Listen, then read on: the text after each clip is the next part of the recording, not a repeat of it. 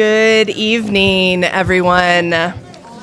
I would like to call this meeting to order and welcome you to the Coeur d'Alene School District 271 regular board meeting of March 13th, 2023. Would everyone please stand, rise, and together we'll say our Pledge of Allegiance.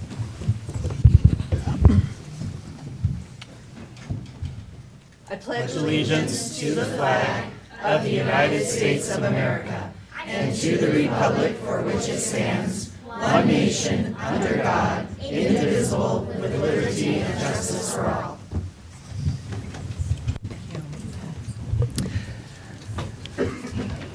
I'd like to introduce our participants for this evening. Starting at my far right is Ms. Marianne Southwick, Clerk of the Board, Dr. Sean Hawker, our Superintendent. To my immediate left is Mr. Casey Morrisroe, our Vice Chair, Ms. Leslie Bierke, Board Member, Ms. Heather Tenbrink, Board Member, Ms. Allie Anderton, Board Member, and I'm Rebecca Smith, Board Member. Public comment on district-related items is scheduled near the start of the meeting. Please sign in at the sheet provided at the entrance door or outside as well. Comments may also be submitted to the board via email at trustees@cdaschools.org or in writing through the clerk.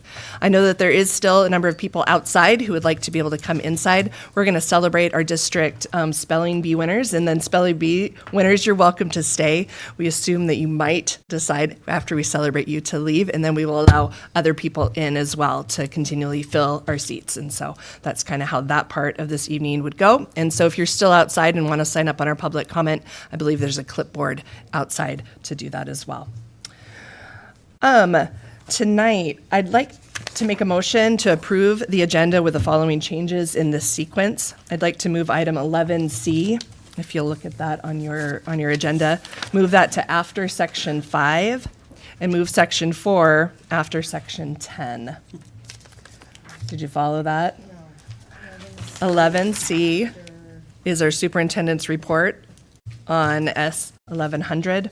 I'd like to move that up, and I'd like to move our nutrition services later into our meeting, is how that kind of works, which gets us to public comment quicker.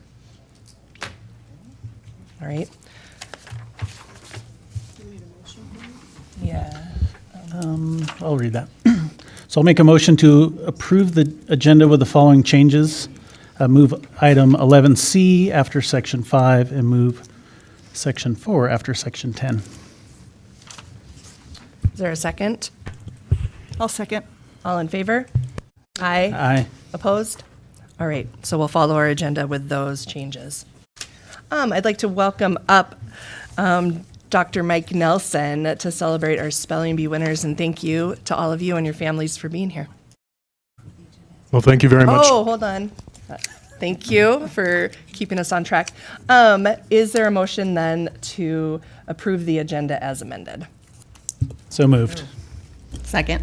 All in favor? Aye. Aye. Thank you. All right, Dr. Nelson, come on up. Not a problem. Thank you very much, Chair Smith, Superintendent Hawker, and members of the board. Good evening, everyone. Also, I'm Dr. Mike Nelson. I work as Deputy Superintendent here in Coeur d'Alene Public Schools. And on February 1st of this last year, we held our annual district spelling bee.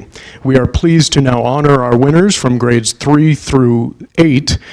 Grades 4 through 8, who represented all of us at the regional spelling bee this year. Our third grade winner comes to us from Ramsey Magnet School of Science. He is here tonight with parents Paul and Catherine White, as well as younger brother Connor. Please welcome Alex White.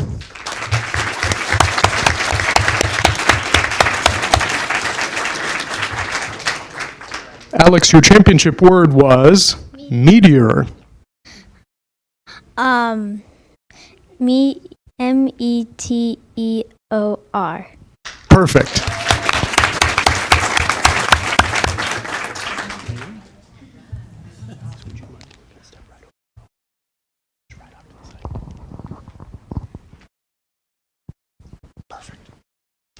Our fourth grade winner this year comes from Bryan Elementary School. Tonight joined by Mother Jessie and Aunt Jasmine. Please welcome Cyrus Stockert.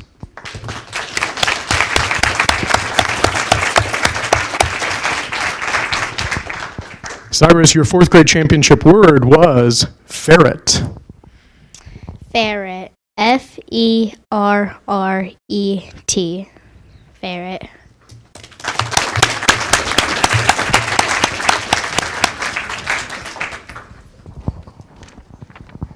Our 5th grade winner this year comes from Sorensen Magnet School of the Arts and Humanities. Please welcome, with Mother Jessica, Owen Pulsifer.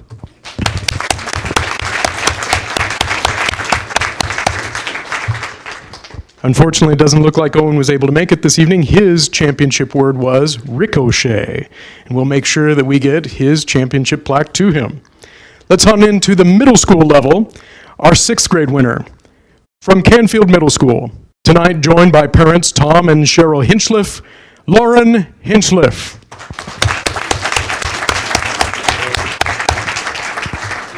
Lauren, your championship word was unstinting.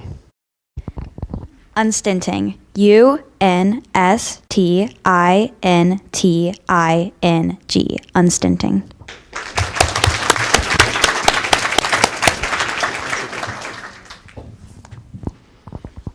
Our 7th grade winner also comes from Canfield Middle School. Tonight, join with Father Nick and Brother Ronan, Samuel Grenier.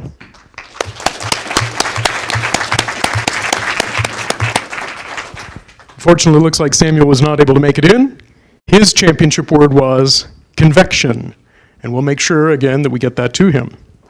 Finally, our 8th grade winner, also from Canfield Middle School. So if you're keeping tabs at home, it was a sweep for Canfield this year.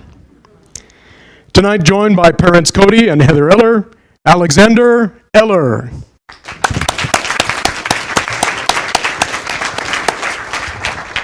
Alexander, your championship word was razorbill. Razorbill. R-A-Z-O-R-B-I-L-L. Razorbill.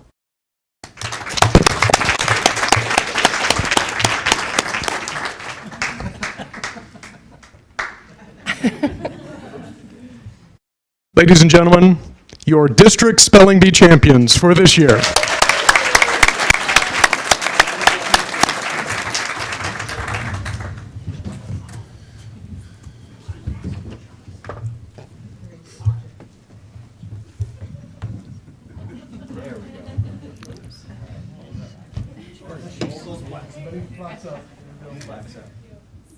One, two, three.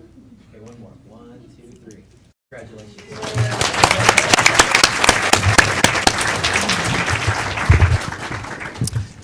Congratulations. It was an exciting night. Got a chance to hear many of you participate in that.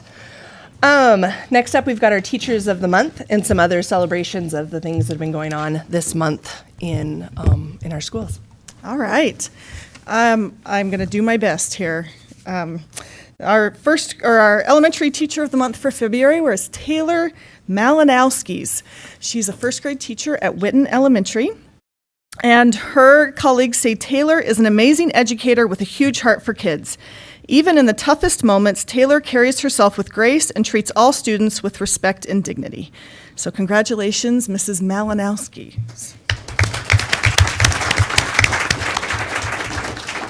For middle school, it was Scott Travers. He's a 7th grade social studies teacher at Woodland. His colleagues said, Scott is so deserving of this award. He has made an impact on the lives of so many students during his time as a teacher and coach. He is a fan favorite of our students because he makes learning fun, but he also helps them reach new academic heights. And he was also a fan favorite of some of my kids. So congratulations, Mr. Travers. For the high school, our teacher of the month is Scott Jacobson. He's a technology teacher at Lake City High School. His principal said, Mr. Jacobson is so deserving of this honor. He is one of the most caring and compassionate individuals I have ever met. His students adore him. They always talk about how accepted and cared for they feel. So congratulations, Mr. Jacobson. And then we've had a lot of fun athletic competitions this month as well, and tons of awards our kids have brought home. So the Coeur d'Alene High School, for the girls basketball, they were the champions of our 5A state basketball, so congratulations to the Coeur d'Alene girls. And for the boys tournament, Lake City was the champions for the boys 5A. Our Coeur d'Alene High School cheer and dance team were the state academic champs. So that's an academic competition as compared to other dance teams. But congratulations to them. And we had several students who were first place finishers in their division at Invent Idaho. Nora Owen from Bryan Elementary, Ryan Snook from Hayden Meadows, Levi Clark from Hayden Meadows, and Wilhelmina Kim from Hayden Meadows. So congratulations to all those students. And Alyssa Randalls was state champion in wrestling for the 4th time. She's been state champion every year of high school, so big congratulations to her as well.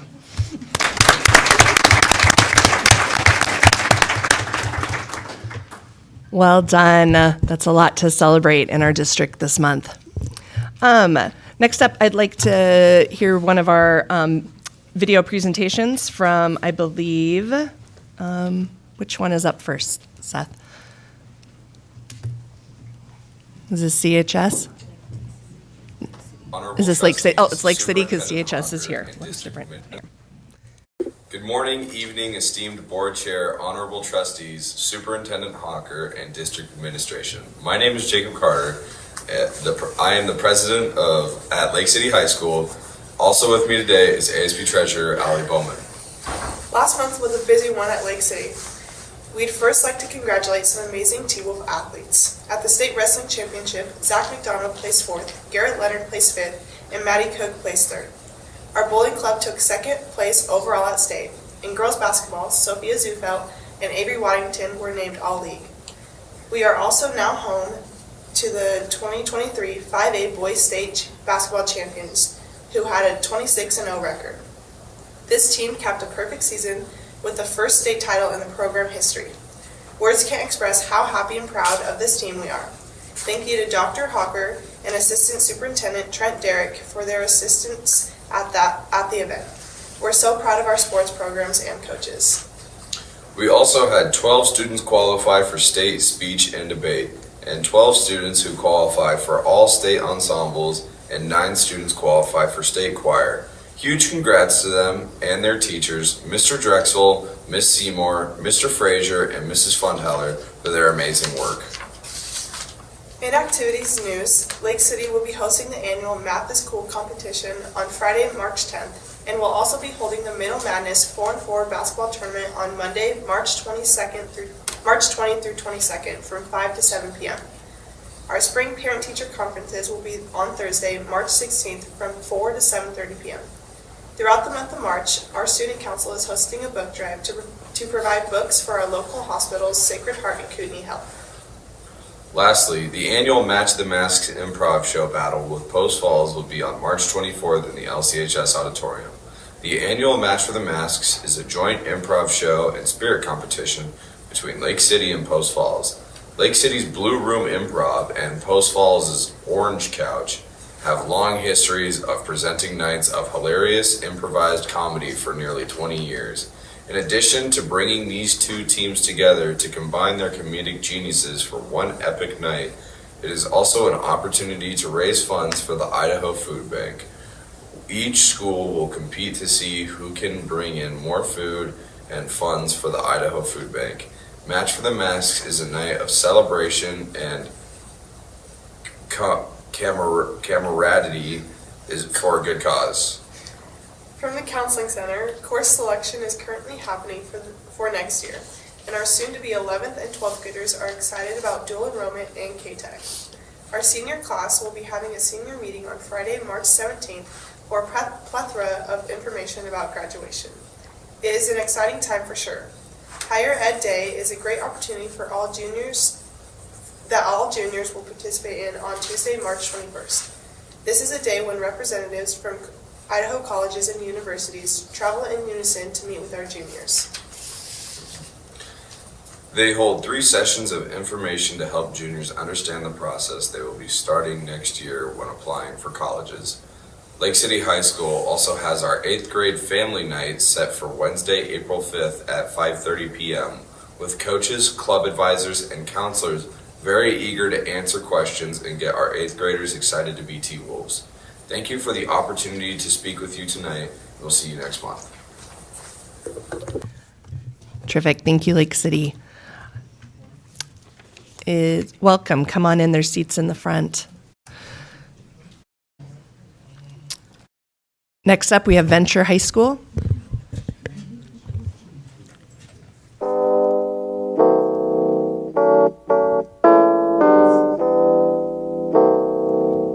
On February 16th, Venture High School seniors, along with senior advisors Levy, Hook, and Failing, all went to Frontier Ice Arena. As a yearly tradition, Venture seniors go to the arena for a day to relax from schoolwork.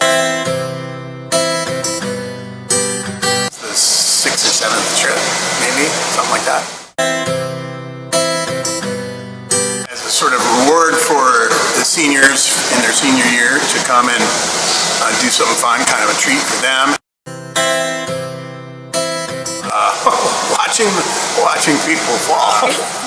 Kids that maybe weren't very confident go out there and get around the ice pretty good, and just interacting with them in a different context other than in school, in classes.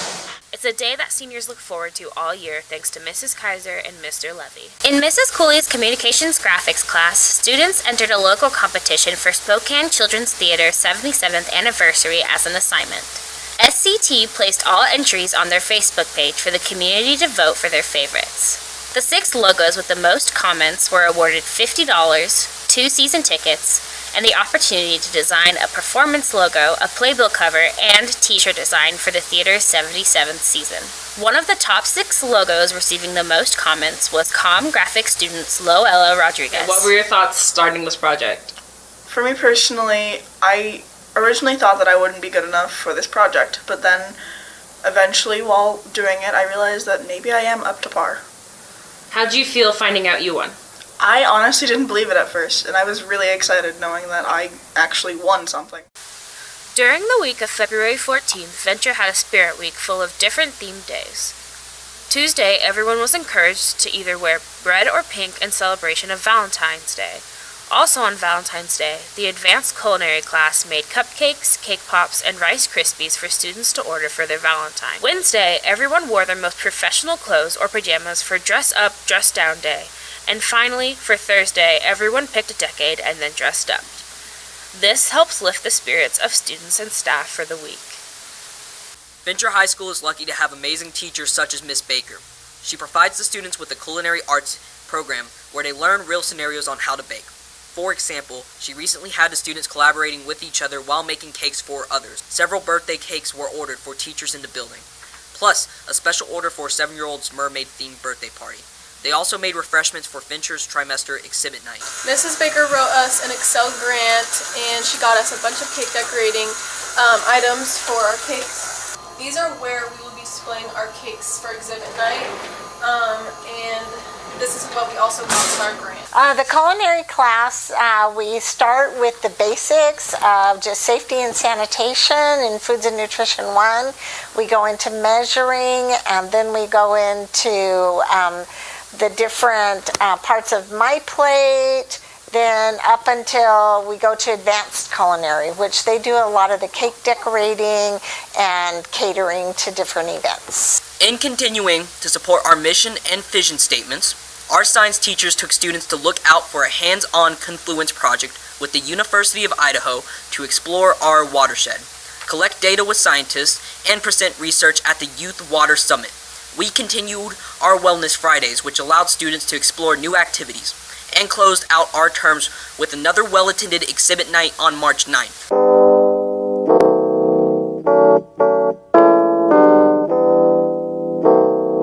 Great, thank you, Venture.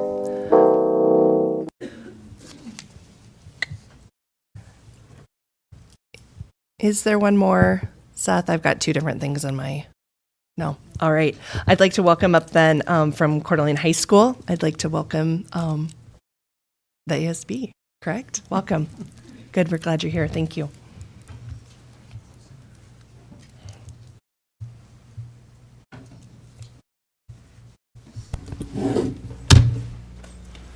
All right. Good evening, esteemed board chair, honorable trustees, Superintendent Hawker, district employees, and valued community members. My name is Nate Bullock, the ASB president at Coeur d'Alene High School. Joining me in the room tonight is ASB Secretary Kendall Hansen and ASB Treasurer Andy Jane Howard. We're so proud of all our student athletes who brought home several championship wins alongside academic awards. Since February, CHS Student Council has been hard at work on our upcoming events. Tomorrow we start our Minnow Madness event. Minnow Madness is an all-new event coming to Coeur d'Alene High School in partner with Lake City. It's a co-ed 4-on-4 basketball tournament. We'll be running smaller games this week to get us to our final 2 teams. Our final 2 teams will go against Lake City's final 2 on Wednesday, March 22nd at 6 p.m. in Viking Court. The winner of the final game will win the minnow for their school.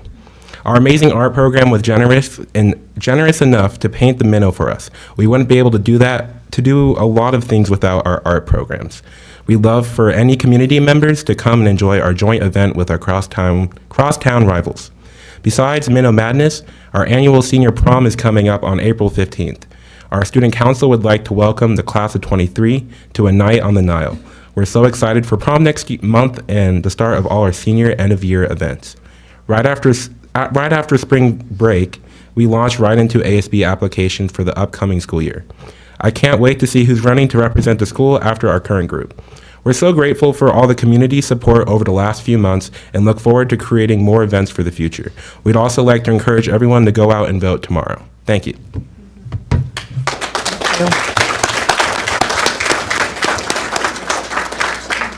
Thank you so much. Next up, we've got our student advisory group and our SAG reports, please. Thank you all for joining us this evening.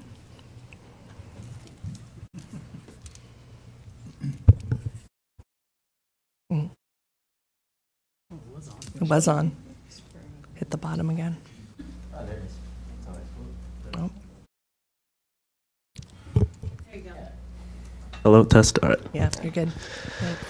Good evening, Dr. Hawker, esteemed board members, and Ms. Southwick. My name is Dylan Jones, head chair of Student Advisory Group. I'm joined with Vice Chair Luke Sharon and our elementary and middle school representatives. We will start with the high school report today. We're summarizing our February meeting we had last month, in which we analyzed survey results that we gave out to the district and got over 1,200 responses. We chose broad topics to focus on, and we really focused on student and teacher relationships. This broad topic encompasses many subcategories, including attendance policies, grading policies, phone/headphone policies, disciplinary action, and more. We further discussed this issue by conversing about what we wanted teachers and staff to know and understand about the experiences of being a high school student, as well as acknowledging the lack of respect from students towards teachers. We also created a document to share more in-depth concerns with Mr. Derrick, our Assistant Superintendent for Secondary Schools. We are hoping he will share these results with our high school principals and use that information to further share with their staff. We also considered the idea of talking about later start times for high schools in the future down the road.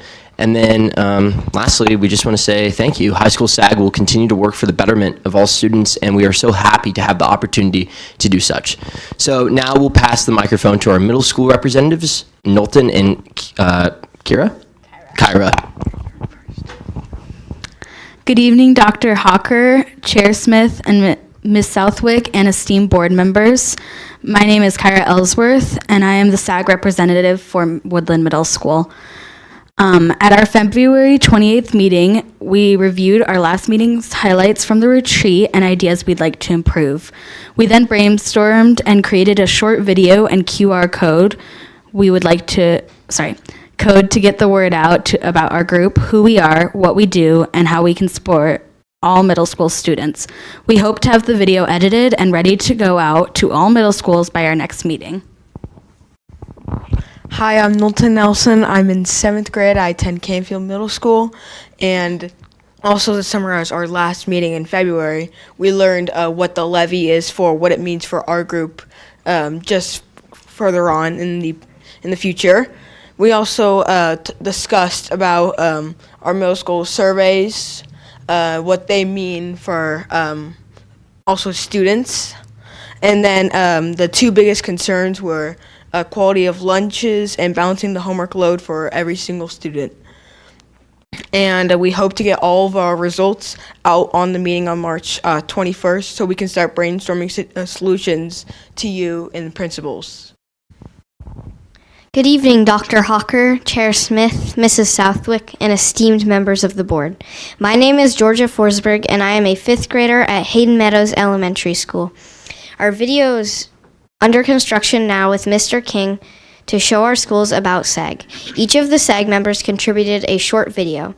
I think this is going to really help get the word out about SAG and let kids know that if they have concerns, SAG can help solve them. For example, a couple of the suggestions we got last time we looked over had to do with the cafeteria food. We discussed who we could talk to in order to fix that, how we could fix it, and we have been in touch with Mr. Dukar. In our next SAG meeting, we are going to go through all of the suggestions that we have received in our boxes and discuss how we can solve the problems. We are also working on a survey for the students of each school to fill out. The survey will contain questions like what could be changed in your school, what specials do you like and not like, and if there are any bullying problems. We might need a little help getting the survey out to all the schools. Thank you for your time.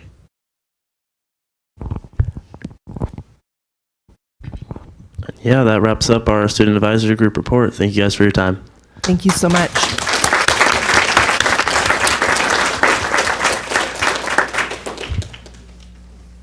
Thank you. I'd like to welcome up Aaron Hayes for our CEA board report. Yes, Dr. Hawker, trustees, thank you very much. I think this evening I'll stand for questions, but I won't necessarily go through my report. No, any questions from As always, you know where to find me, so feel free to catch up. Terrific. Thank you so much. All right, we're going to move right down here to board reports or levy discussion. I don't know if any board members have any comments or anything regarding tomorrow's levy or election or anything at this point. Been discussing this for months. Tomorrow is the day. I want to encourage everyone to vote. So, unless there's any other comments, no, we're good. All right, Dr. Hawker, then we'll move right on to Superintendent Policy 11C. All right, thanks, Chair Smith and trustees. Yeah, let's just take a moment and talk about that Senate File 1100, which was the item 11C, and we'll appreciate moving that up to the beginning so we can touch base on that, and then I'll conclude with some of the other updates down there when we get to that section. So. Given a recent public bathroom access question raised in one of our schools, I'm here to report the administration has resolved that issue. Since this issue involves 2 specific students, we are restricted from publicly discussing private student matters. But I do want to say this. In this specific instance, the student has recommitted to using a private restroom moving forward. And to the best of my knowledge, every transgender student that I'm aware of wants to use a private bathroom facility to avoid exactly what's happened this past week. And the building administrators has accommodated those requests. I've also reviewed this transgender administrative guidelines that were approved by the board in 2014.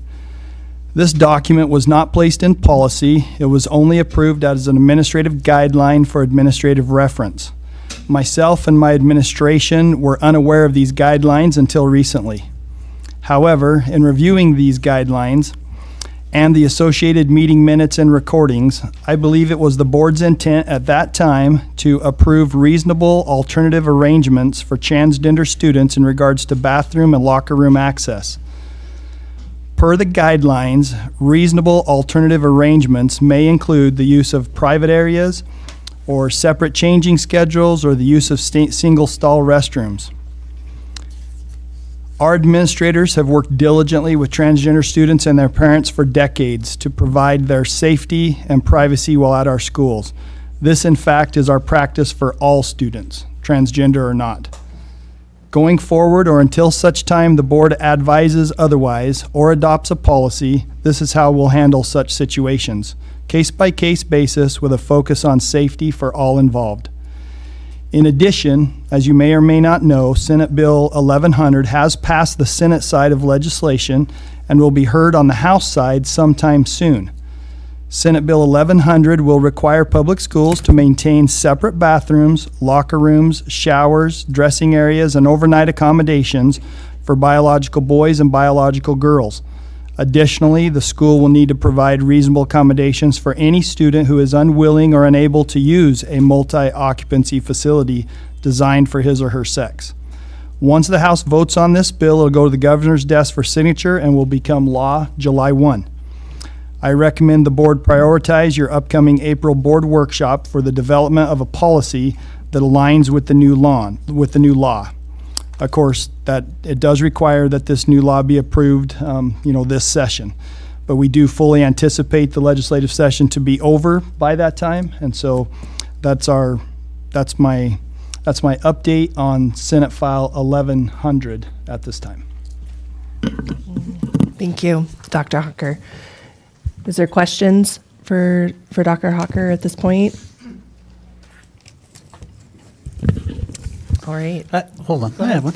Yeah. So thank you, Dr. Hawker. I appreciate you going back and reviewing those guidelines. I know that was something kind of brought to all of our attention recently, and I spent a lot of time going back and pulling old videos and had Marianne pull recordings from those meetings.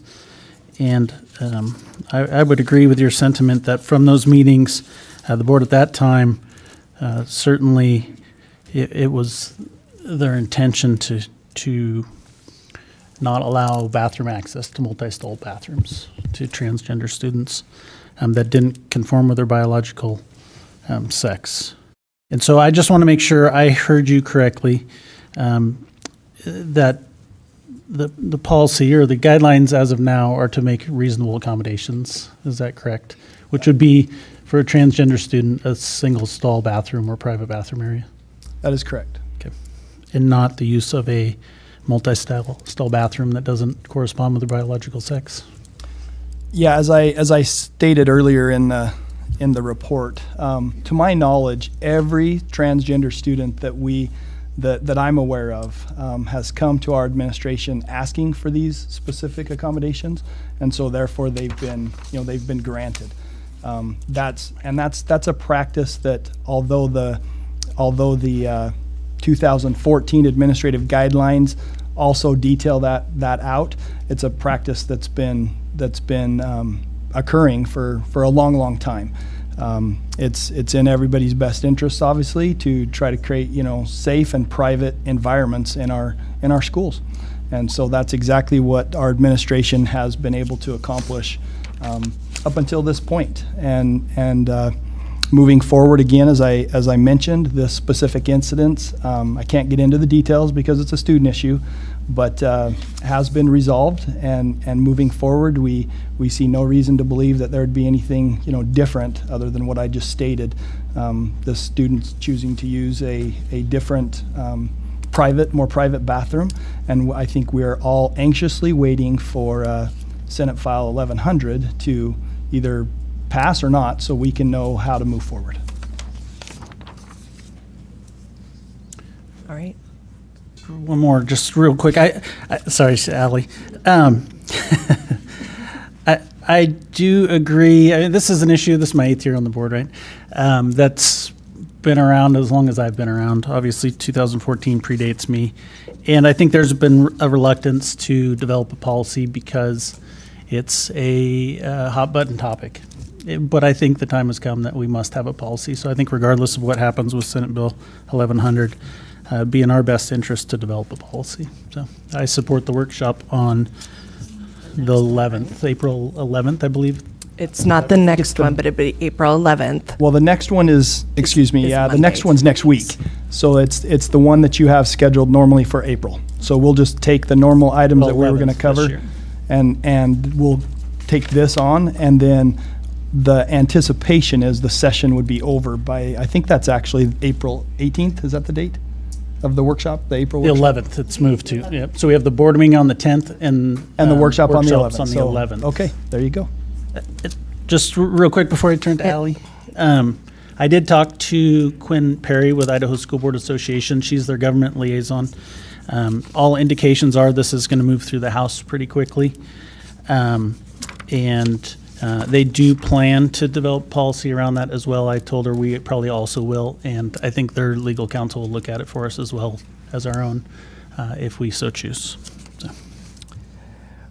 We would have put it earlier, but between all of our schedules, even getting next week's workshop scheduled was impossible. So, basically.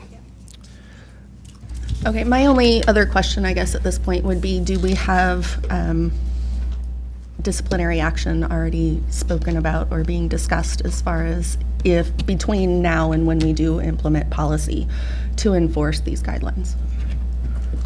So as I said, Chair Smith and trustees, personnel matters we can't discuss in public. So I can't tell you, one way or the other, whether or not a discipline action has occurred. What I can say is that every transgender student that I'm aware of has worked out an alternate plan for restroom use. And so in any reasonable foreseeable scenarios moving forward, this should not be an issue. So as I said, we need a policy around this. We've said this for a long time.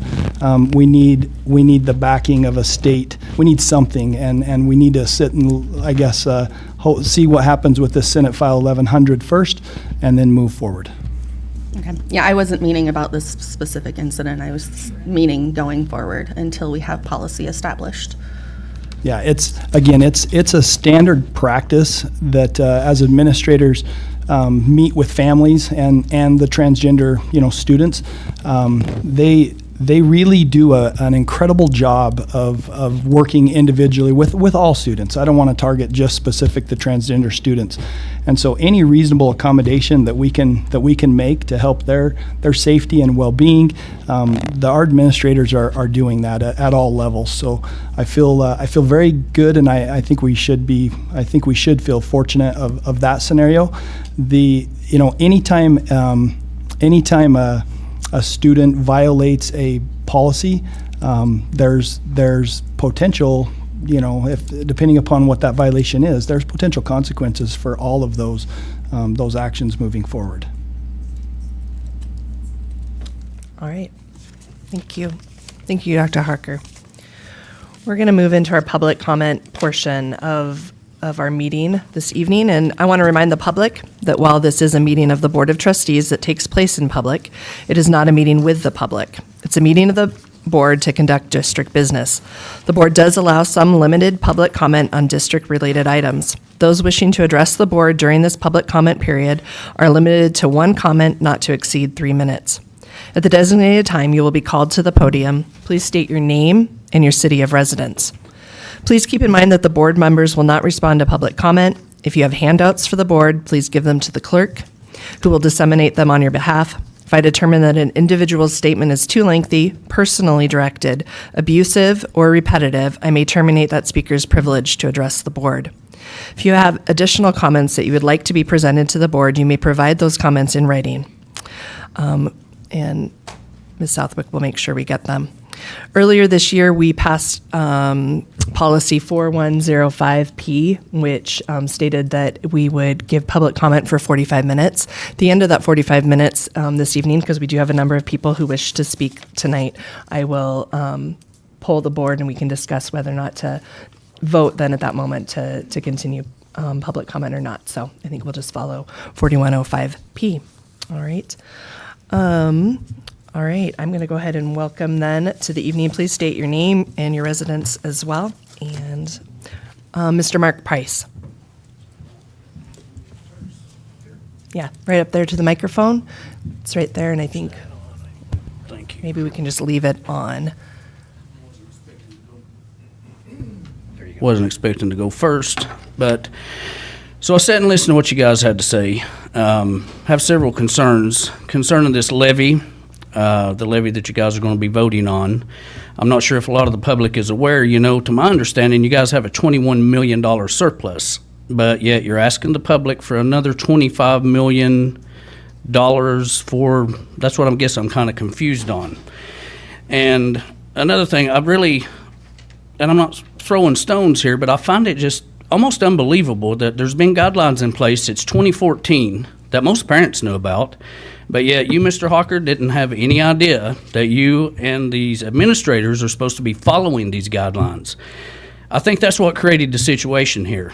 I pulled them up, I looked at them. It says very plainly that administrators are responsible for making sure all children are safe, not just transgender children, but all children, our children that we can trust in your schools. So I guess one of the questions people should be asking is if this gets approved, which I hope it doesn't, what portion of that money is going to be going for the safety of our children in the schools? That's something for you to think about. And that's all I have to say. Thank you, Mr. Price. Amber Check? That's Sear. Sorry. Amber Sear, welcome. Thank you. Amber Sear from Hayden, Idaho. Parents, please vote no on the levies tomorrow. As part of being a parent, we have the obligation to teach our children about financial responsibility and what happens when you don't plan and budget accordingly. Why should that not apply to the school district? With inflation at an all-time high, recession at our doorstep, some would argue that it's here now, property taxes higher than Cooney County has seen in years, and financial institutions folding. And what the school district is asking you to do is to allow them to take money every year without voting ever again. How is that acceptable? Banks don't allow us to do this. You know who's allowed to do this and to spend money irresponsibly? Government. And any other other entity that the government has their finger in. We need an overhaul of our school district. We need accountability when it comes to financial integrity. When the district goes over on a budget, just like in the real world, something is going to suffer. Some program may be cut, someone may not get a raise, etc. The school district cannot be allowed to continue using blank checks without any repercussions, and then turning around in that same breath, putting fear into this community that all of the fun activities and building maintenance will not be funded if the levy should not pass. I hope it doesn't pass. I hope that you are faced with hard choices on what is necessary and what is fat. Start cutting.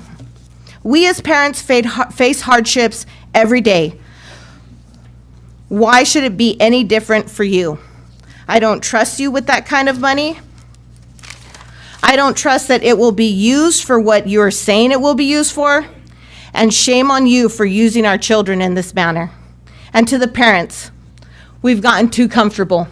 We need to wake up.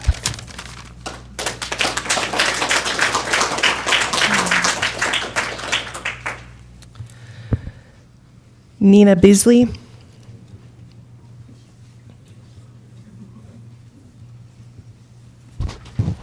Madam Chair and members of the Coeur d'Alene School Board, my name is Nina Beasley. I'm a resident of Rathdrum, and I'm here today because it is very concerning that this school district, from what I understand, has encroached on young women by allowing transgender biological males in the girls' restroom. Research such as compilation biological men in women-only spaces shows it increases rape and encroaches on young women's policy. The U.S. Appeals Court 11th Circuit upheld Florida's high school transgender bathroom ban. The majority opinion held that a school board policy separating bathrooms based on biological sex did not violate equal protection. The majority opinion concluded that the policy did not unlawfully discriminate based on either sex or transgender status. The objective of the policy was to protect the privacy interests of students away from the opposite sex, and privacy interests are not confined to the individual stalls in those bathrooms. Transgender boys do have equal protection and rights under the law. And one thing that I feel where a lot that we've seen is, transgender boys and girls, well, it could also go the other way, too. They have the boys' restroom. Why do they insist on encroaching on young women in their safety and privacy? If this issue is so important, make a transgender bathroom, and that has already been discussed. And it also sounds like many transgender students said that they would be willing to use something that is not in the boys' or the girls' restroom, according to Mr. Hawker's statement. So, if young women are at risk by having transgender males in the restroom and transgender males don't feel comfortable in the boys' restroom, the reasonable solution is to provide a transgender bathroom. That way, no one is encroached upon. If that is not reasonable, you really need to question why transgender males insist on encroaching on young women. The preamble to the U.S. Constitution states one of the purposes for establishing the Constitution is to promote the general welfare. The Constitution of Idaho states in Section 24, the first concern of all good government is the virtue and sobriety of the people and the purity of the home. This school board has a responsibility to fulfill these obligations. I ask that you please protect the rights and safety of all students, including young women, and set policy that does not allow transgender biological males in the girls' restroom. And I do want to mention that the Kroc Center, there was an issue where a man was coming in dressed as a mermaid, and he wanted to go into the girls' locker room. And several of us parents contacted the Kroc Center and said, we want to know what your policy is and what you're going to do about this. It went all the way back to Seattle, and they found out. You're they at just said, about 3 minutes if you want to. So they said that the fact that they do have accommodations that are closed door and locked, that man will not be allowed in the girls' locker room, because you have young girls that strip down right after swimming. That's not appropriate, so that And he could that's use 3 the male minutes. or he can use.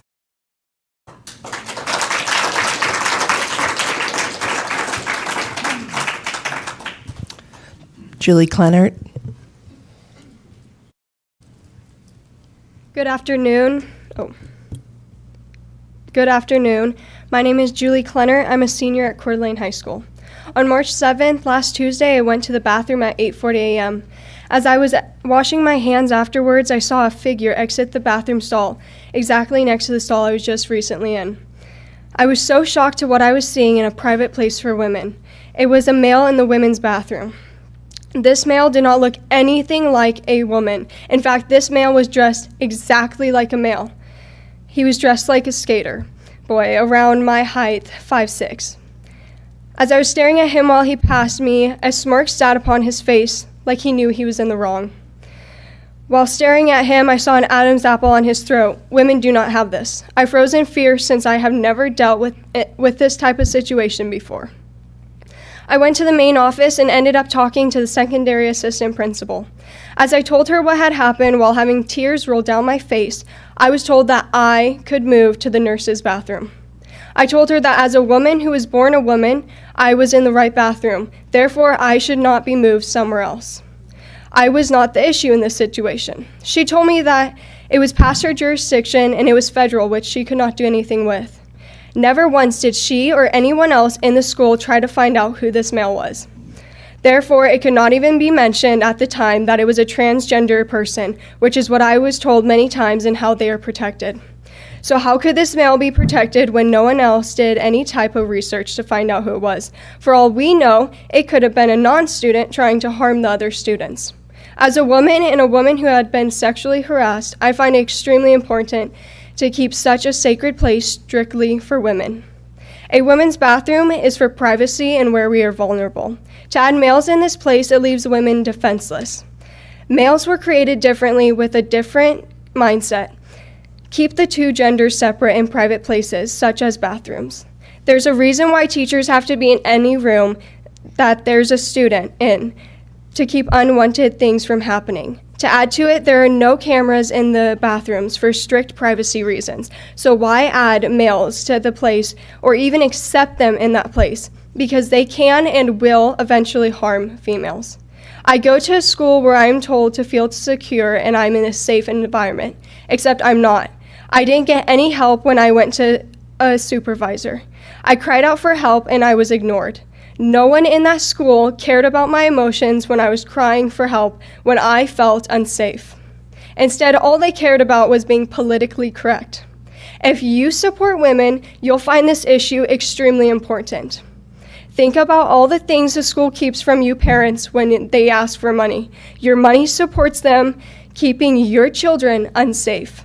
Why give money to a school who doesn't help the students when they cry out for help? And Julie, Why that's 3 support- minutes, so if you want to wrap Why up. Thank support you. a school who leave the female students defenseless? End the political correctness and keep the women's bathroom strictly for women. Thank you. Thank you, Julie.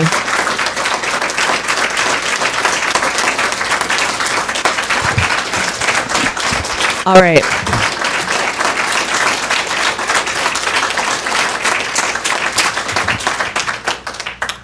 Monica Clennert.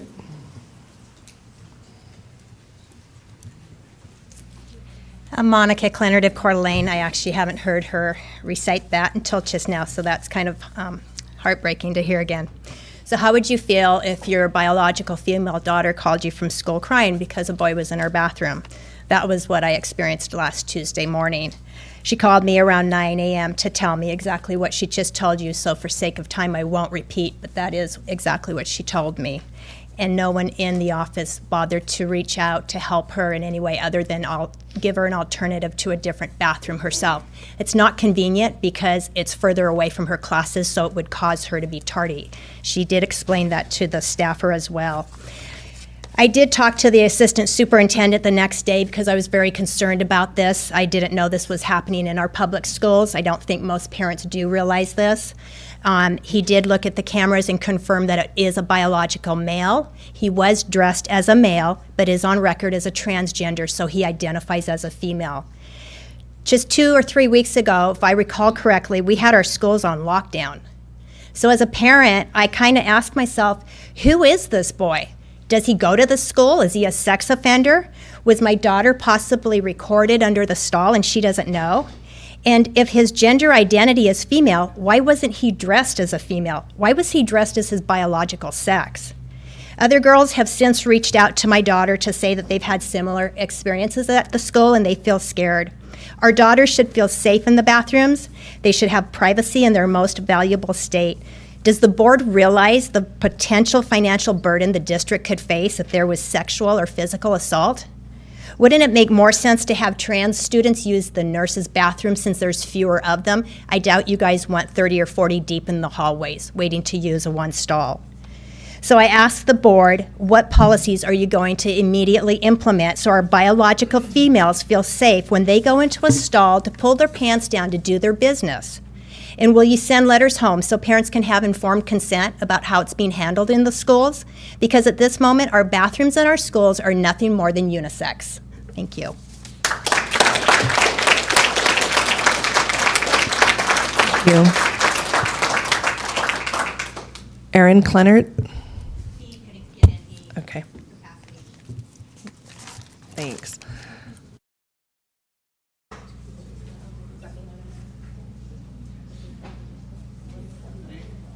Oh, is he outside? Erin Clennert?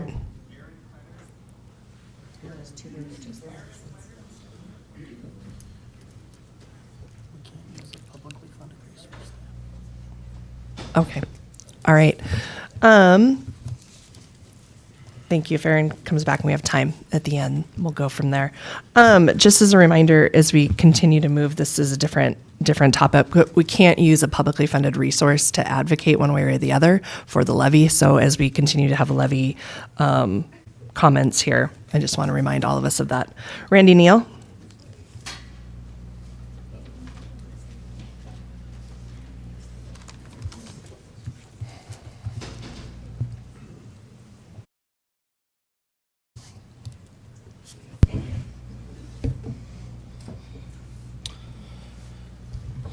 Hello, Randy Neal, Coeur d'Alene. I keep hoping that we'll come to a time when the Coeur d'Alene schools will be safe for me to return my daughter. And this is just further proof that's not happening. I've worked at the Coeur d'Alene School District at Lake City High School, and I can and between that and the stories from my son who attended Lake City and Lakes Middle School, the schools are kind of a free-for-all. Vaping, sexual intercourse that's taking place on school grounds. Apparently now the The bathrooms are also a free-for-all. You don't have to wait for that legislation to be signed into law. You can just do the right thing and adopt the policy that Lakeland School District has. They have an excellent policy that will hold up in court. You will be protected within the school district. I'm just here to let you, all the things that you guys are doing, you're failing. And the most basic levels, our math, reading, writing levels, it's all failing. I could take a class of these kids in 1 year and advance them by 2 grade levels with a fraction of the resources that you guys use. And I can speak to that personally. I've seen it personally, that children that have left this school that were barely keeping up at grade level, once they left the school and they were put into an environment that focuses on reading, writing, and math, their test scores shot up through the roof. They went up several grade levels and are going to be prepared for college. I myself am a product of Coeur d'Alene School District. My son is a product of Coeur d'Alene School District. And this school district does not prepare these kids for college. It was a shock. All my years at NIC, I saw so many students come and go that dropped after their first semester, second semester, because they were ill prepared. This school district is failing our kids. And I say no more money until you guys fix it. I'm not going to pour any more money into this dumpster fire. And that's it.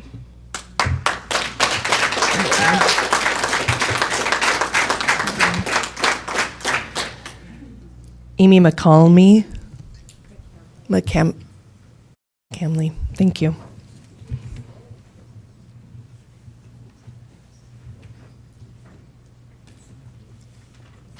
I'm a resident of Hayden, and I just can't even believe that my husband and I had to leave our daughters at home to even deal with this.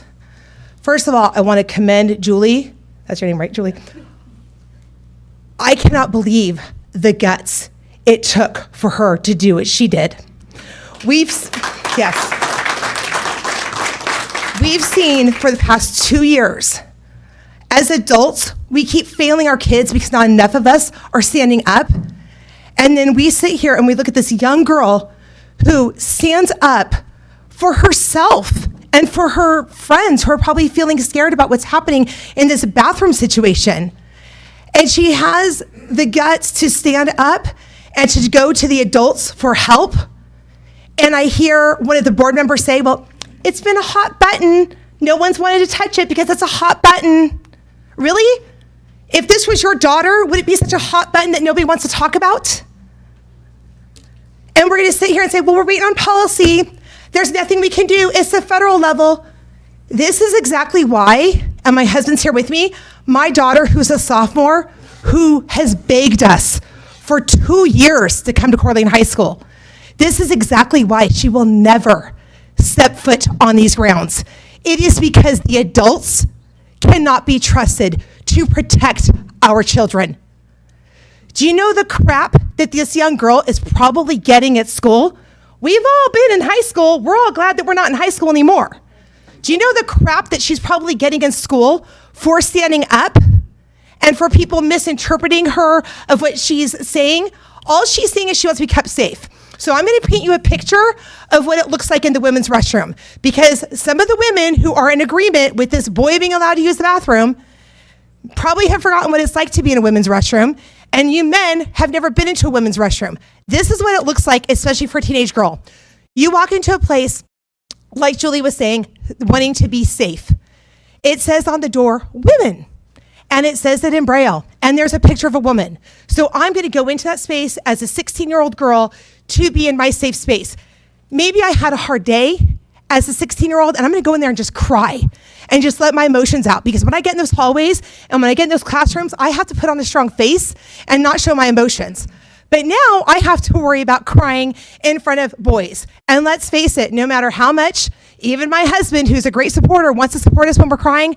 Boys just don't get it. And especially 16-year-old boys are not going to get it. So I don't want to be sharing that space with him. Another thing, I'm half dressed in the bathroom. Maybe I'm changing my shirt. So now I'm vulnerable on the top part. Obviously the bottom part because I'm pulling down my pants. Let's get this visual.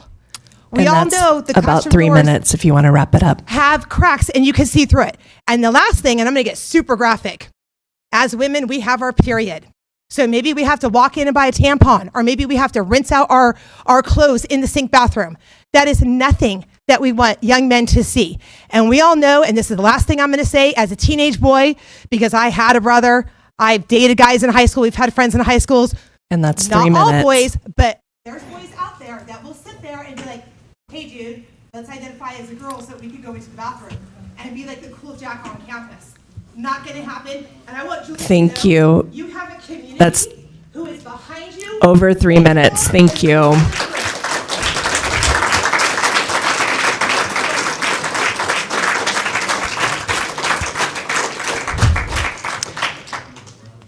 Mr. Coons?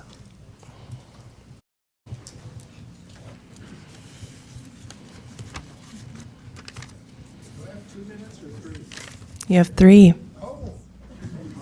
Okay, well, I'm going to start with the first minute then by saying you may have noticed that I stood here. I did that to draw attention to the fact that you disrespect the public. There's a lot of people who signed up to speak, and you would have us listen to these presentations. Oftentimes they're not even here. It's just a video thing. So, and then again, I appreciate the fact that these students are still here, but oftentimes the ones who do say something, they're gone by the time the public speaks. So I would have really appreciated if you had moved the public comments up to the front of your agenda. I think you greatly disrespect we who have elected you to serve us. Instead of serving us, you lord it over us. Okay, here's what I actually came to say. My name's Howard Coons. I live in Coeur d'Alene. Why is it that diversity, equity, and inclusion are such major parts of your strategic plan for the future, but they're not mentioned in your levy campaigns? If you believe in equity, you should pay the superintendent the same as a teacher's aide. And if you don't believe in equity, you shouldn't teach it to our children. There are 2 sexes, male and female. Sex is determined at conception. It does not change throughout development, and it is indicated in every cell. Those are facts. It is truth. When a boy tells you that he is a girl, you have a choice. You can stand for the truth and help him face reality, or you can suppress the truth and allow him to pretend he is a girl. Since 2014, the choice of this board has been to suppress the truth and uphold the lie. You permit boys to enter girls' bathrooms because you say the federal government requires it. Idaho may pass a law that forbids that, but whether they do or not, you should uphold the truth and do what is right. The wrath of God is revealed from heaven against all who suppress the truth in unrighteousness. That would be you, because that which is known about God is evident within them. They are without excuse, for even though they knew God, they did not honor him as God. Regarding the letter people, they exchanged the truth of God for a lie, and for this reason God gave them over to degrading passions. For their women exchanged the natural function for that which is unnatural, and the men abandoned the natural function of the woman and burned in their desire toward one another, men with men committing indecent acts and receiving in their own persons the due penalty of their error. It is appointed for man to die once, and after this comes judgment. It is a terrifying thing to fall into the hands of the living God.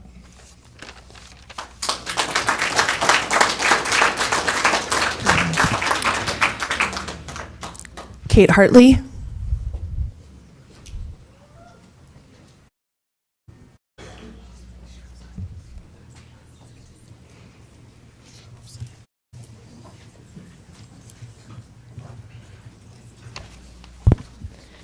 Hi, I'm Kate Hartley from Coeur d'Alene, and I'm an attorney that represents a number of parents in your district. And the issue I'd like to bring to your attention related to the district's guidelines on bathroom and locker room use is actually one of parental rights.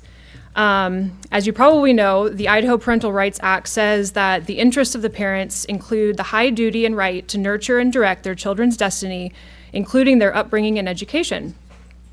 And the state of Idaho has independent authority to protect its parents' fundamental right to nurture and direct their children's destiny, upbringing, and education. And I have no doubt you're familiar with that statute.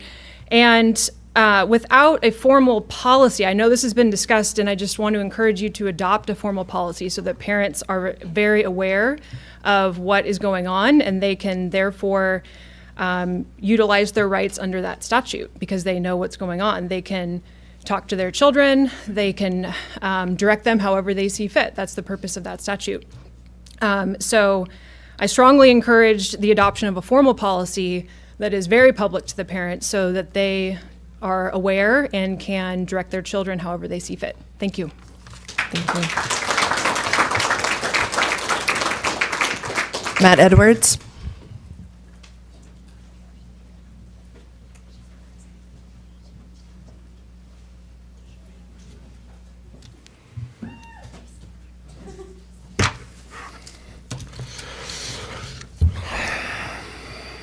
I stood before this board in November 2021 in a room much larger than this one, pleading with you to institute a policy that would help protect vulnerable student body at risk from any potential predators seeking to stalk students in restrooms and locker rooms. I was not the only one to speak to this concern, and you have been repeatedly asked to address this issue, and you keep ignoring it, leaving this community's children at risk. 2 weeks ago, I emailed this board a petition signed by over 100 people asking that this board pass a resolution showing your support for Senate Bill 1100. And since that time, two things have happened. The first is that petition has ballooned to over 400 signatures. And there are people still signing it. This is just what I printed out today. And the second thing that happened, she told you, Julie. Not only is Julie lucky to have escaped without any physical harm coming to her, but this district is lucky. And I'd also like to point out I'm lucky because if she was my daughter and this had happened to her, I don't know what. Now, there may have been an investigation, but at the time that she went to voice her concern, it was unclear who this person was. And we may never know exactly what this person was up to. The male dressed as a male, telling staff he believes he's a girl. You know, a famous quote reads, "Insanity is doing the same thing over and over again and expecting different results." So maybe we are all crazy because we keep showing up here expecting you to heed our warnings. In October of last year, I stood right here in front of this board with other district leaders and administrators and all sorts of people to discuss a program called Sources of Strength. And I was asking why this district lacks the will to teach students about good character, about honor, about courage, morality, dignity. And now I think I have my answer. One cannot teach such topics one knows nothing about.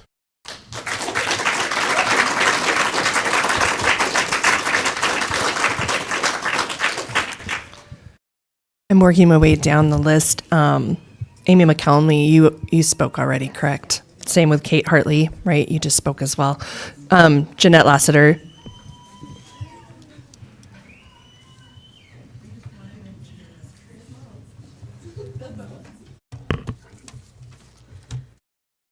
Good evening, is that on?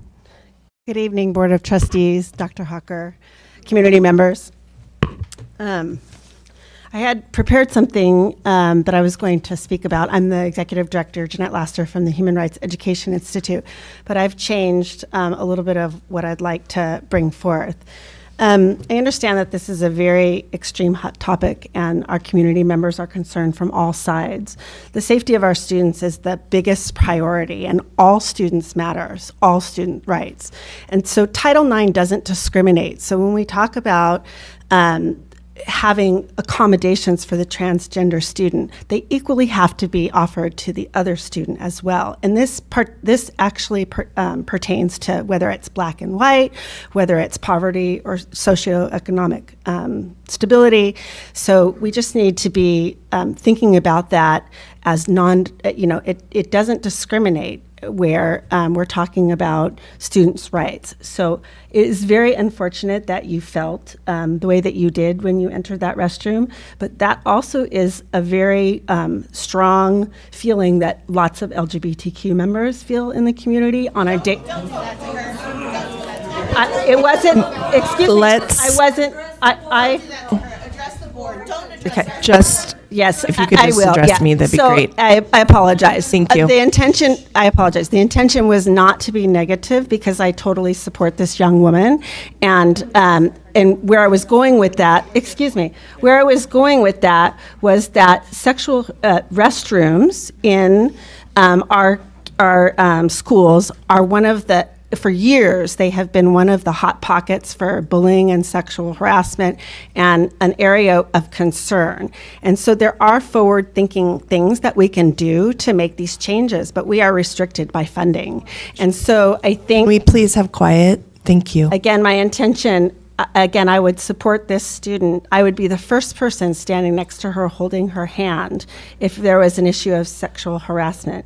So, I absolutely do not tolerate that as a human rights advocate. So the intention, again, was to better understand that we have solutions at our hands that we need to work together to collaborate on. We need to stop kind of arguing amongst ourselves politically and actually take the action and the steps that need to change policy.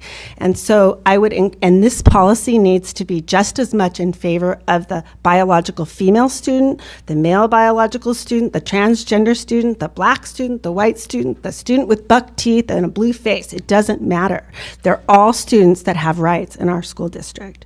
And so I would hope that our school district would, our group in your working environment, that you would take these under consideration. There will be changes. That's just about 3 minutes. Thank you. There will be changes coming forth, and we need to make sure that all of our students are protected. I would like to send the board forth a data piece from Harvard University that talks about transgender teens with restricted bathroom access And that's 3 minutes. that are higher at risk of sexual harassment. And I'll send you the data for that. So I All don't right. have time to submit. Thank you. Thank you.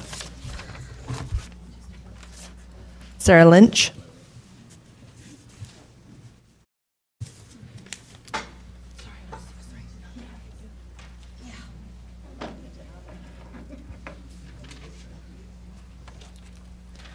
Good evening. I'm Dr. Sarah Lynch, a retired Air Force pilot and a parent of 2 children currently enrolled in the local area.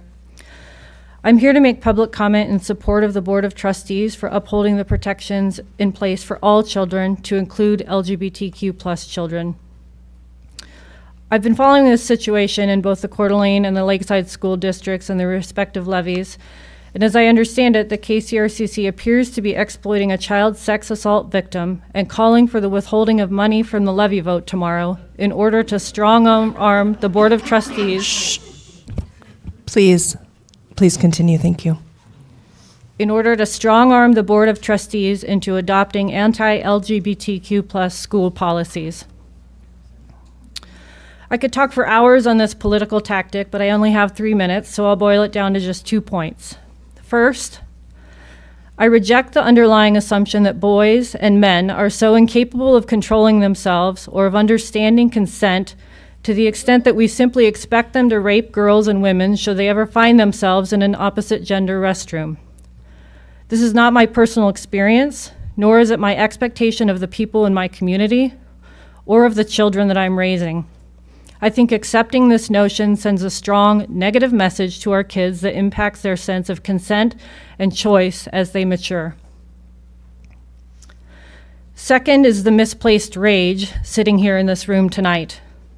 I too am outraged that there are very bad people in our community who choose to sexually abuse and even rape children. I believe this outrage, though, would be more appropriately placed squarely on the shoulders of actual child sex abusers and rapists. Why are we in here scapegoating a trans kid who happened to need to use the restroom? In listening to this young woman's story from what was put on social media, I understand that she was previously a victim of sexual assault. Where was the outcry that's in this room right now against the actual perpetrator when this young woman came forward? When will we discuss stricter punishments for child sex abusers and stronger mental health support for survivors of sexual abuse? Instead, I think that this misplaced outrage here in this room tonight is resulting in an uptick in anti-LGBTQ+ bullying. We're seeing it in my kids' school, even at the elementary school level, and it's happening more broadly throughout all of North Idaho at all ages. I would urge the Coeur d'Alene School District not to follow suit with Lakeland School District's anti-LGBTQ+ policy. I support everyone getting out to vote and voting yes for the levy tomorrow, and I want to keep working towards creating safe and welcoming space for all of our children to learn and grow. Thank you. Thank you. Susan Lehman.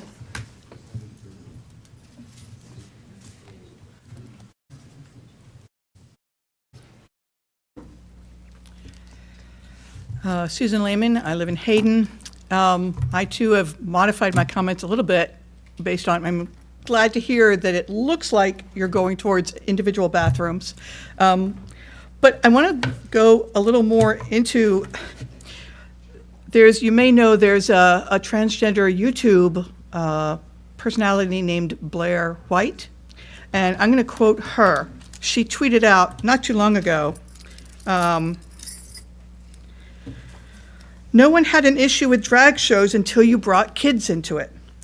No one had an issue with sex changes until you involved kids. It's not about LGBT rights, it's about children's rights." Now that's a trans woman. She has also had interviews with teenagers who have detransitioned. And she interviewed this one woman who said that this young lady, she had, I think at the time was 17, and she said that she was unhappy. She wanted something to be different, and I'm being distracted by the feedback here.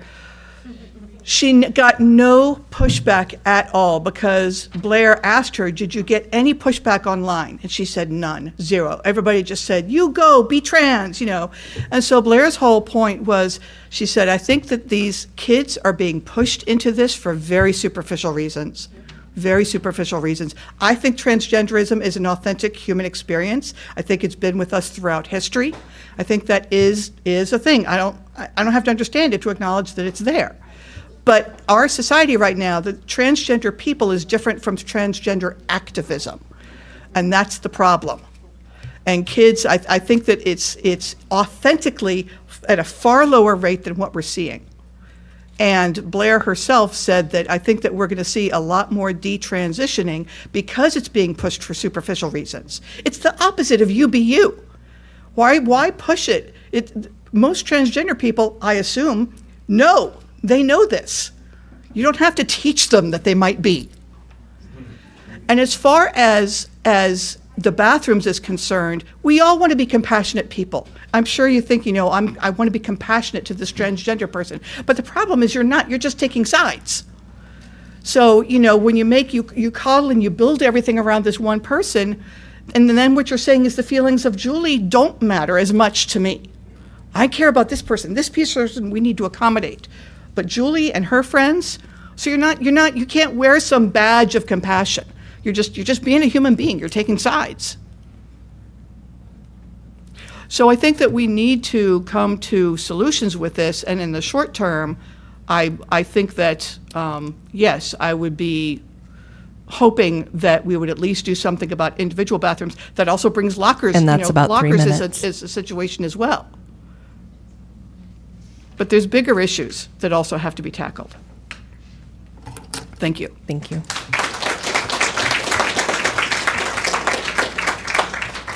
Ellen White.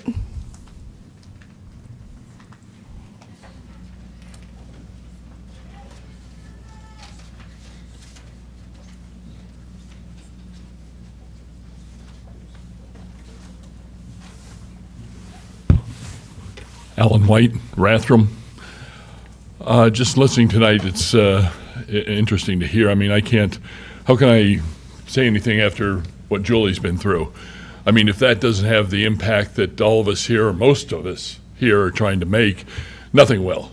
All I can say is elections are coming up in November. Vote.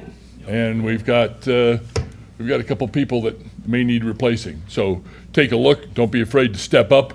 Make a difference. Thank you.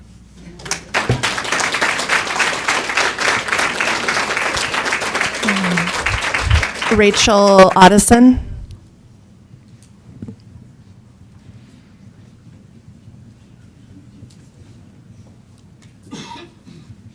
Rochelle Otteson, Rathdrum. I support the school district making up for its recent failure as soon as possible by making a strong and protective policy to separate biological boys and girls in separate private spaces to protect the physical, mental, and moral safety of all kids. From the horror stories I've been hearing the last few years, I think our children would be better off if the CDA school district had less money to indoctrinate and degrade our children and country. Thank you.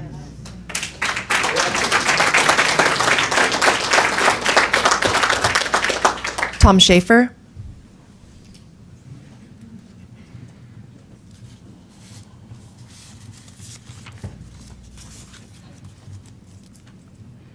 Hello, board members. Can you hear me? Thanks for your time listening to me tonight. My name is Thomas Schaefer. I live in Hayden.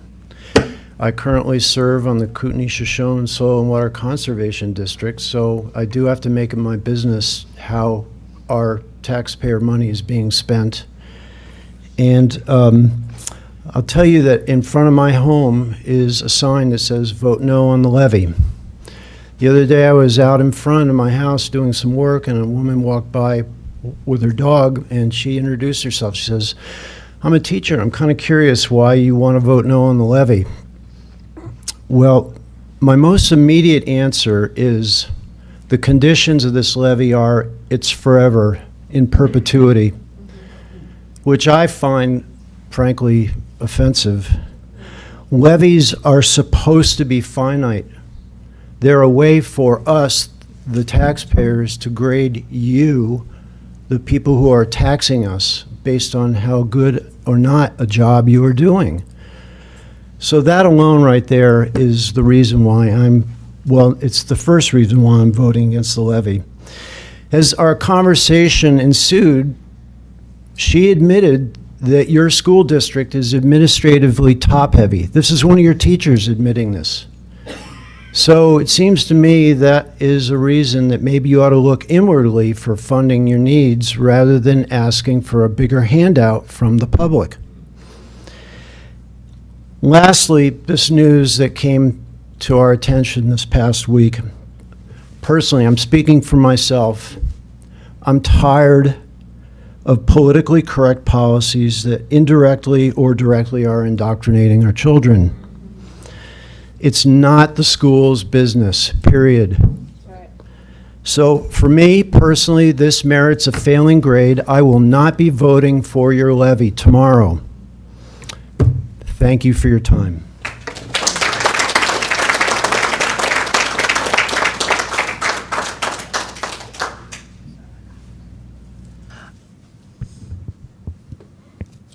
David Owsley. Sorry if I pronounced that wrong.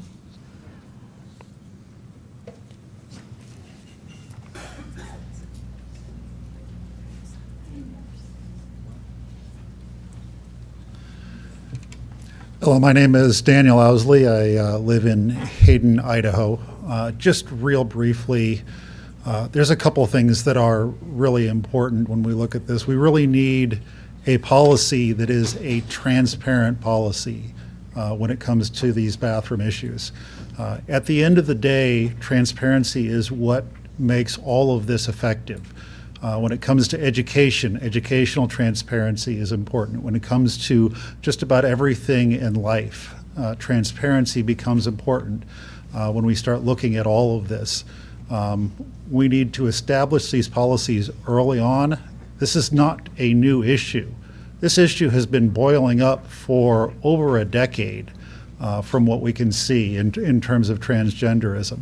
So this is not a new issue. This board has had plenty of time to start coming up with policies. And frankly, this is now a policy. This has now become a policy issue because something bad happened. Fortunately, it was not the worst case scenario. We know what the worst case scenario is. We saw that in Loudoun County, Virginia. And that involved 2 rapes. So we need to be very careful about how we do this and about how we apply these policies, and we need to get them done ASAP. Thank you very much.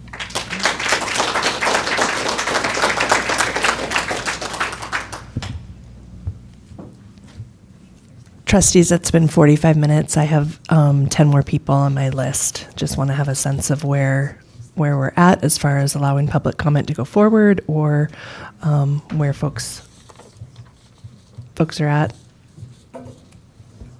Trustee Temberton. Sorry. Heather. Yes. Okay. All right. We'll continue. Katie McCollum. And we have a handout as well.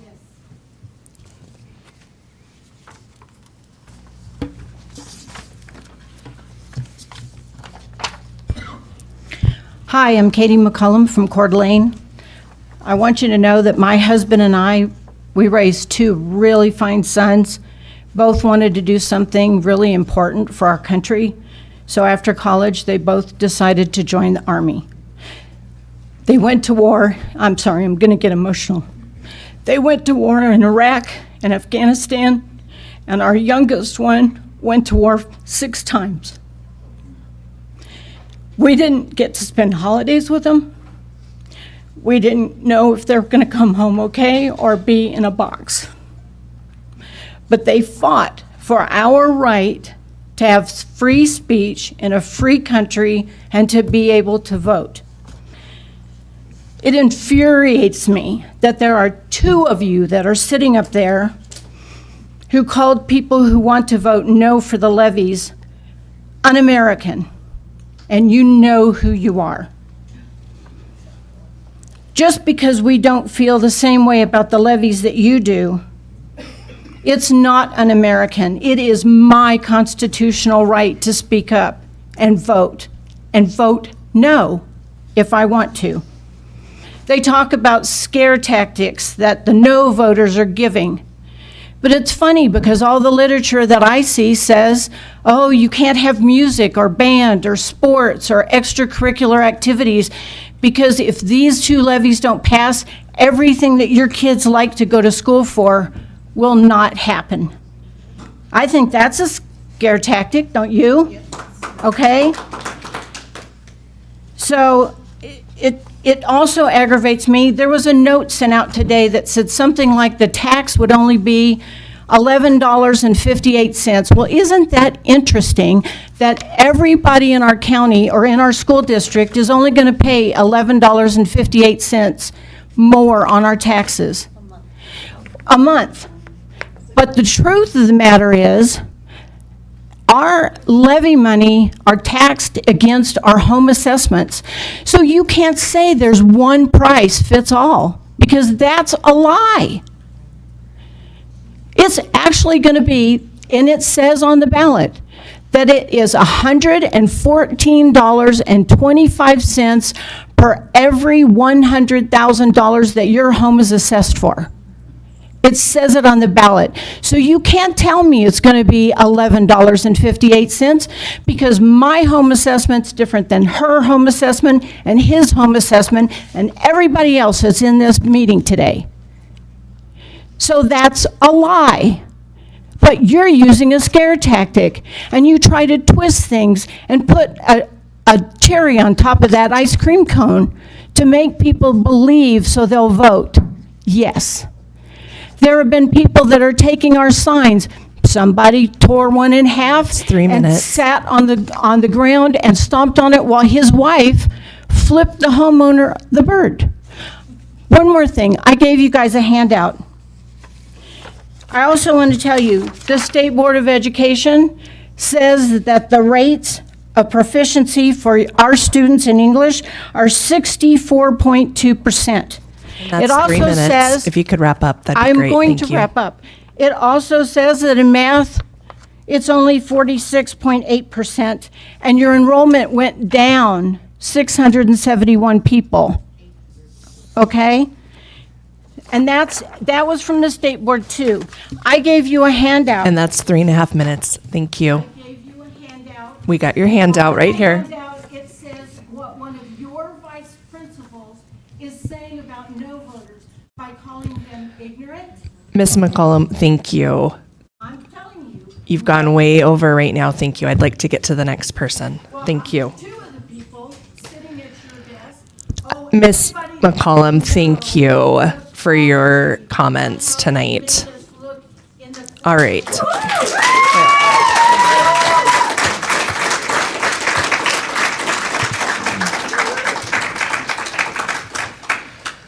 Troy McCollum.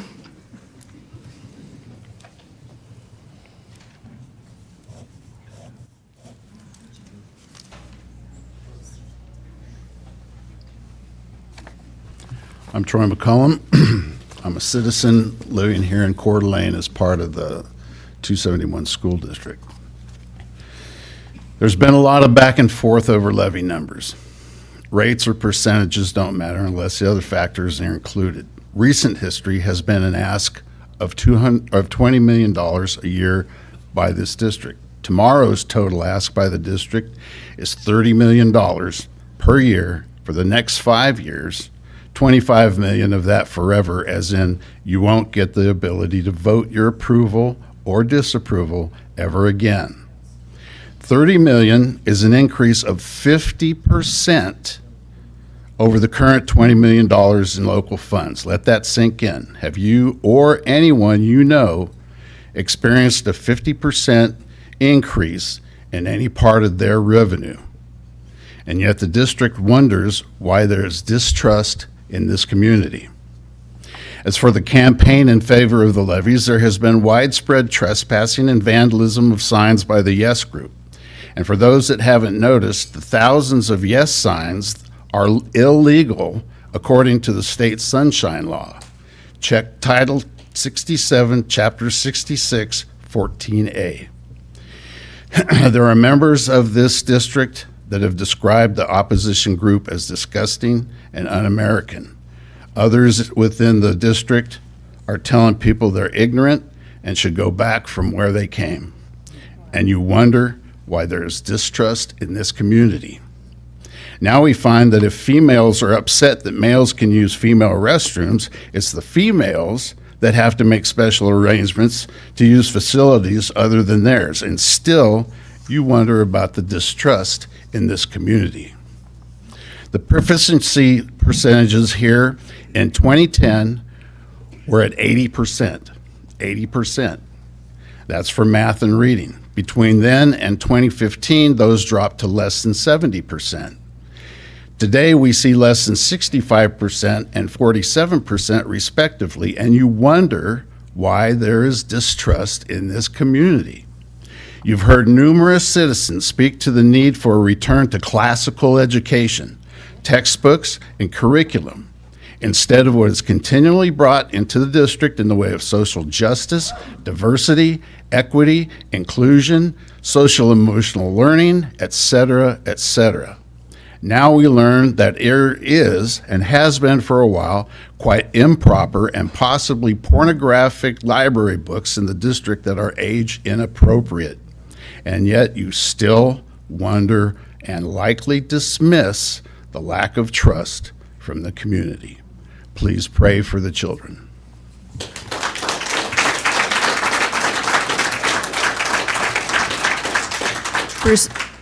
Bruce Preston.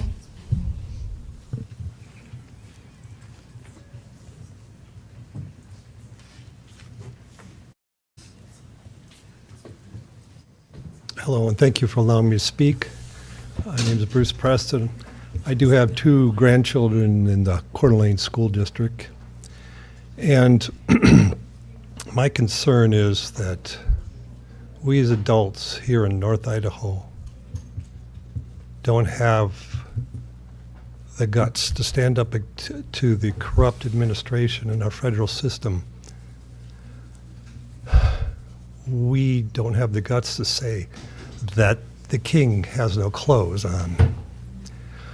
We are supporting, we are supporting and encouraging not transgenderism. There is no such thing as transgenderism. There are only 2 genders. There's only gender confusion and gender deception. And just because it's been going on since time immemorial doesn't mean it's right. It's still deception is still confusion. And if we support it, we're just continuing to lend support. I mean, we're not helping our children by helping them stay confused and promoting the confusion. We're supposed to be adults. We're supposed to be helping them understand truth. Yes. Nobody in here, I don't think, well, there's probably some deceived people in here, but anybody knows when somebody's a man and somebody's a woman. It doesn't, but there's deception going on, and we should not be a part of it. We should be standing against it. We should be helping our children, not only just from the confusion, but like we saw here from the dangers of this confusion and allowing this men in women's bathrooms. It's ridiculous. And if you don't stand up for it, then I hope everybody here will note that and vote what they should in the next election. Thank you.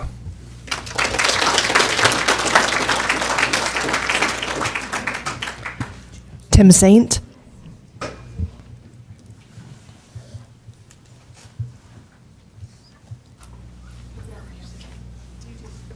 My name is Tim Saint. I'm from Coeur d'Alene. I just have a question. I guess address this question to anyone up here or anyone in the audience. If I identify as Sean Hocker's boss, does that make it so?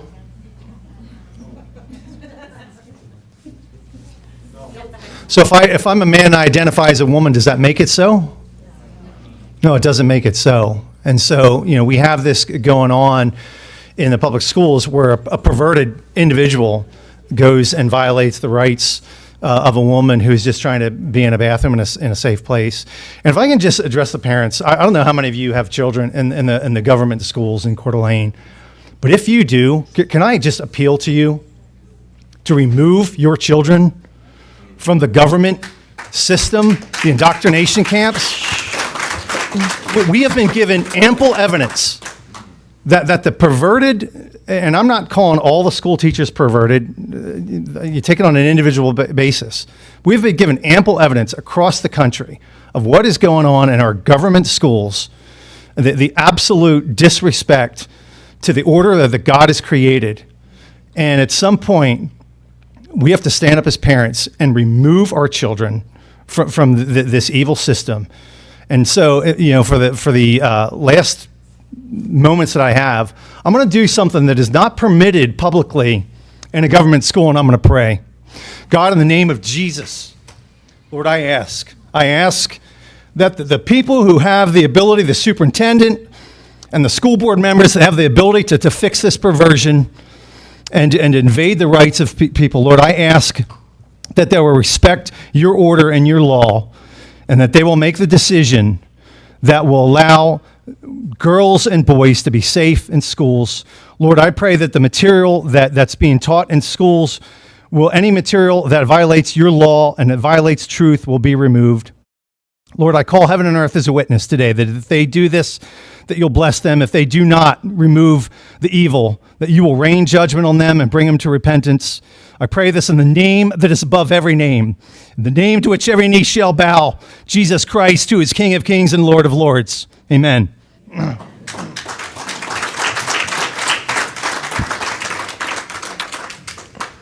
Andrew Magard. Apologies if I didn't say the last name correctly.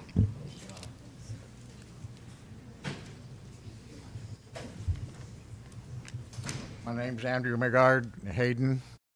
And, you know, I have a couple of granddaughters in here, and I think what surprises me the most is I haven't really heard about this issue until recently. And I've contacted many, many parents that don't even know about this issue. When I talked to my daughter, she was driving down the road, and I called her and I said, "Are you aware of what's going on in the Coeur d'Alene School District? That the boys are allowed to use the girls' bathroom?" She says, "I never heard that." One of my granddaughters was sitting next to her. She says, "Is that true?" And she says, "Yes, it's true." She says, "Well, how come you never told anybody?" "Well, because you're going to get mad, number one, and we can't be a snitch, number two. If we tell somebody, it's going to cause big trouble, and we'll be in more trouble than if we accept it." The kids are put in a fearful position to succeed in school, and that's a shame. It's a shame that what I remember when my kids were growing up, if there was a major change going to happen in a school, there was notices sent out to the parents, and all the parents knew this was going to be happening. Why the school district didn't send a notice out to say transgender people are now allowed to use the girls' restroom and give the parents the right of knowledge that they deserve, I would never know. I don't know how this ever became even an issue. It's disgusting that it has. I get the children's mentality of if they tell somebody they're a snitch. I had a son who OD'd, and people watched him OD because if they were to say anything to anybody, they would have been a snitch. It was better to let your son die than to snitch him off. Same thing is happening with the pressure that these girls have in those restrooms, to the point where they have their friends standing guard at the door because some jock is going to identify himself as a woman, and he's going to go check that poxy chick out. And nobody's doing anything about that. We used to go out and smoke, sneak out in the football field, hide behind something and have a smoke. These kids are doing a lot more than that out in the school. She's saying these people are going out there and having sex out in the, getting a quickie out there instead. It's disgusting. And I'm really getting this vote no on the levy. I was voting yes because I have grandchildren in the schools and I need to support that as a citizen. But am I supporting it as a citizen, or am I condemning them to what you guys are doctorating them to be? And I hope you guys reconsider what you guys are doing. There's a better way to handle this. You guys could do a separate facility for them to use. There's no reason why they have to go into a girl's bathroom. And that's all I got. Thank you. Thank you. Megan Slauson.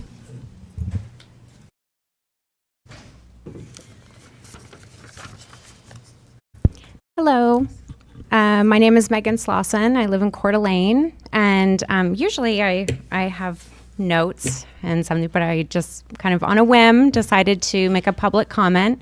When I was outside, I was listening to what you all were discussing about, creating a policy, and that's wonderful. But Mr. Hawker, I did hear you say that we're kind of waiting until legislation in Boise to move forward.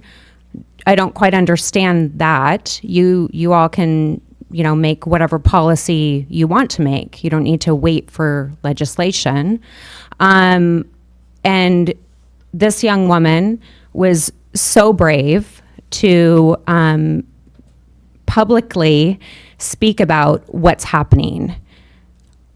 I can guarantee, in fact, I'd bet $1,000 that this is not the first time at all. This is just the first time that someone was brave enough to come out and probably get a lot of CRAP about it, I'm sure, from teachers or whatever in certain ways.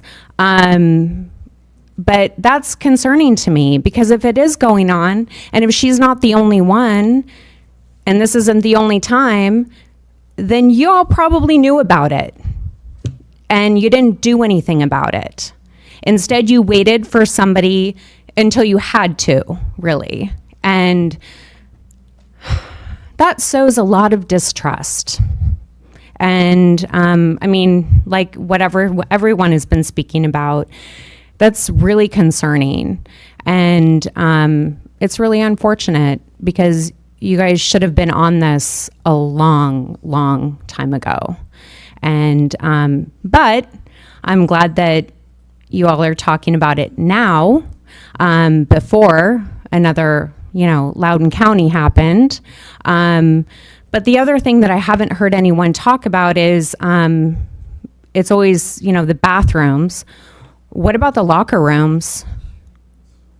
I mean, is this person, this male, has he been allowed into the female locker room? I think that's a good question, right? Because bathrooms, locker rooms, or do you draw the line at locker rooms and you've just allowed it in the bathrooms? My last point is also, because no policy, there was just an administrative policy, kind of a secret policy, that it was allowed. And that's 3 minutes if you want Okay. to wrap up. I'm concerned about the atmosphere that has been created. And regardless of whether you have a policy or not, with separate bathrooms, separate locker rooms, you still have created an atmosphere within the schools. What do you do about it? Thank you.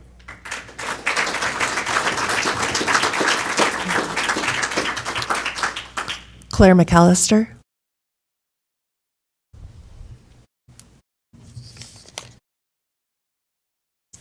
Hello, I'm Claire McAllister from Coeur d'Alene, and I'm also a junior at CHS. I have also witnessed this male in the bathroom now 4 weeks in a row.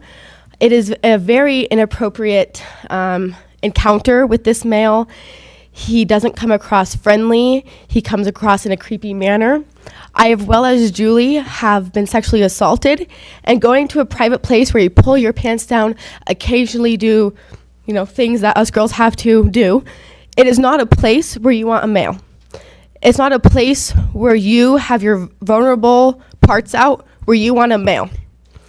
From past experiences, as I don't remember her name, talking about crying there. We don't just go to the bathroom to go to the bathroom. Sometimes we need a friend in there. And when a male is staring at you, dead in the eyes, it's a horrifying feeling. I have also seen him in the locker rooms. I have seen him in there. I have also seen another male in there. I have mentioned this in front of my teacher, and I was laughed at. I was going to go down and talk to the office, but why would I do that when my classes aren't even being instructed correctly, and I'm having to constantly go down to the office to discuss my courses, and they can't even get my classes on track. So why would I trust the office to help this when after I just had a teacher laugh at me as well? And I've had other girls talk about this. It's not just a new thing. It's been going on for quite some time. And I reached out to Julie about this thing, and I'm so glad I did, because I thought that I was the only one that was kind of, scared to say anything about, because nothing gets addressed here. And I'm letting you know, as a student there, nothing is happening there. You don't get taught. Nothing is going on. We all get taught things that are so politically it's not right. It is not right. You aren't being taught anything there. And sending your kids to school and paying how much you all are, it is not worth it. And I'm telling you all, it is not worth it.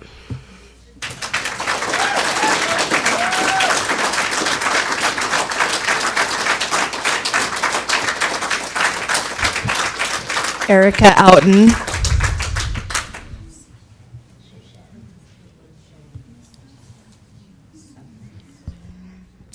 Thank you. So I'm Erica from Coeur d'Alene. All three of my children have been in the Coeur d'Alene School District. My oldest is here. My senior graduated last year at CHS, and my daughter's a sophomore. I have spent thousands of hours volunteering in the school system, so I've supported the school system for a very long time. What you guys have taught in elementary from elementary is if there's a problem, you go talk to an adult or a staff. And what's really sad to me is Julie did that and you guys didn't help her. You left her feeling unsafe and unsupported. The ROs, I love both of you. Your job as a police officer is to serve and protect, and she did not feel protected. And so you have students, exactly what she said. My daughter, who's a sophomore, went to the bathroom about a month ago, and there was a male and a female in there totally doing their thing, making out. It was a very unpleasant sight that shouldn't be in the bathroom. Did my daughter tell you guys? Nope. Do you know why? Because she knows that you're not going to do anything. So you're teaching our kids to tell somebody, but you're leading the opposite example. You're not setting an example. And like I said, I've totally supported education, but you guys are failing. And for you guys to wait for others in Boise to lead, why? You're not teaching our kids to make a stand and lead others. You're just waiting for somebody else to make laws while you have done nothing but teach these kids that they're not respected, but they need to respect you, but you don't respect their feelings. And I applaud Julie and the other students that have said something. I applaud their parents because they've raised strong children, but you guys aren't. And it's very, very sad. And knowing my daughter the other day, she's a very strong, independent woman, and she was in tears of the garbage she deals with at school. And it says right in your guys' guidelines that they are to go to school with no interruption. What is the exact words I have on my phone? For education. And it's not happening. They're having to deal with all this other stuff. And we trust you. And some parents can't homeschool their kids or have that capability. And so we put that in your hands. And it's unfortunate that I've always supported the levy every single time. But it's really unfortunate that parents feel that they can't support the education because of all this other stuff going on. And something really needs to be changed and not wait until Boise does something. My daughter's afraid to go to school. That poor Julie, every time she goes in the bathroom, she's either going to be afraid of what she sees or the fact that she's not supported. And so you need to ask yourself what message you're sending to all of our students. Thank you.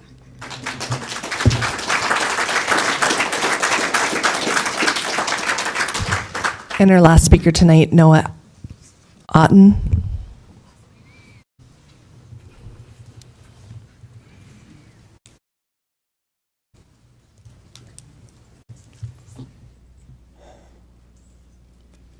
My name's Noah Otten. I'm from Coeur d'Alene. I have a little sister that goes to CHS. And if that was my sister, I'd say that kid needs an ass whooping. I'm going to try to watch my mouth a little bit. I have a 1-year-old daughter, and if somebody did that to her, I'd feel the same way. And I don't think I'm going to let the government raise my kids in the school. And I want all the parents here to think about how they're going to educate their kids. Thank you.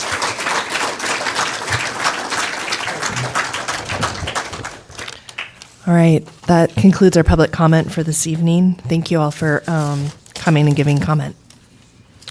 Am I able to speak even though I wasn't able to sign up? I was told that I don't live in Coeur d'Alene, so I can't speak. I think at this point, unless you were signed up at this point, they told. She was outside the whole time trying to get in. Okay. Could you please give your name, your first and last name, and where you're from, please? I'm Shelley Kroll, formerly from Coeur d'Alene, now from Post Falls. I'm a former housing advocate and consultant for folks with disabilities, so I'm aware of reasonable accommodations at the highest level. There is nothing that was said here tonight that. We need to push your mic back on, please. Thank How do you do that? Do you need me to repeat that? Could you repeat your last name again? It's Shelley Kroll. Kroll. Thank you. From Post Falls. So as a former housing advocate and consultant for folks with disabilities, reasonable accommodations are my field of expertise. I'm also a realtor. There is nothing that was said tonight that most of it I would have to repeat, so I don't want to repeat any of it. But I will say this issue is so complex, it's simple, and it just requires some common sense. There are ways to accommodate people that don't infringe on the rights of other people. So there's got to be a way to do this so that people are feeling supported and yet other people are not feeling threatened. In terms of the levy, I don't know why anybody would give up their right to hold the purse strings a little bit and give up every piece of leverage that they have really when it comes to education and perpetuity, which is crazy to me. But I just wanted to express my disagreement with anything that allows boys into the girls' room, regardless of what their issues are. Okay, thank you. All right, we are going to go ahead and move on then with our evening. And next up, we have our consent agenda. Let me get organized here.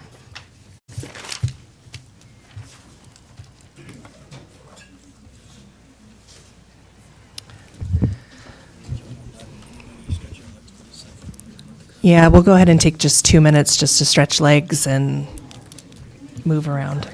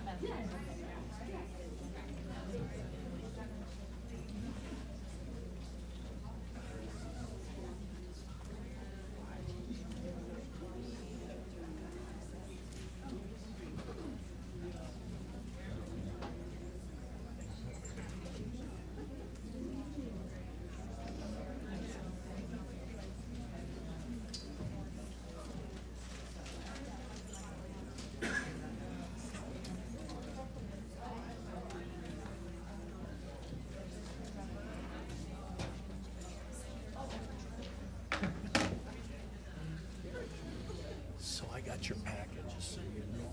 Oh, yeah.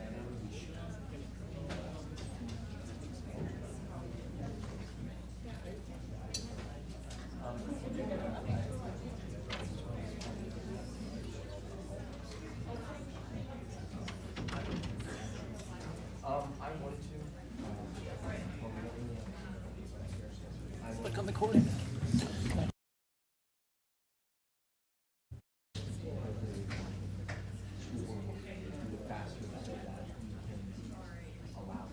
All right, there is a consent agenda. Is there any questions regarding or discussion regarding any consent agenda items this evening?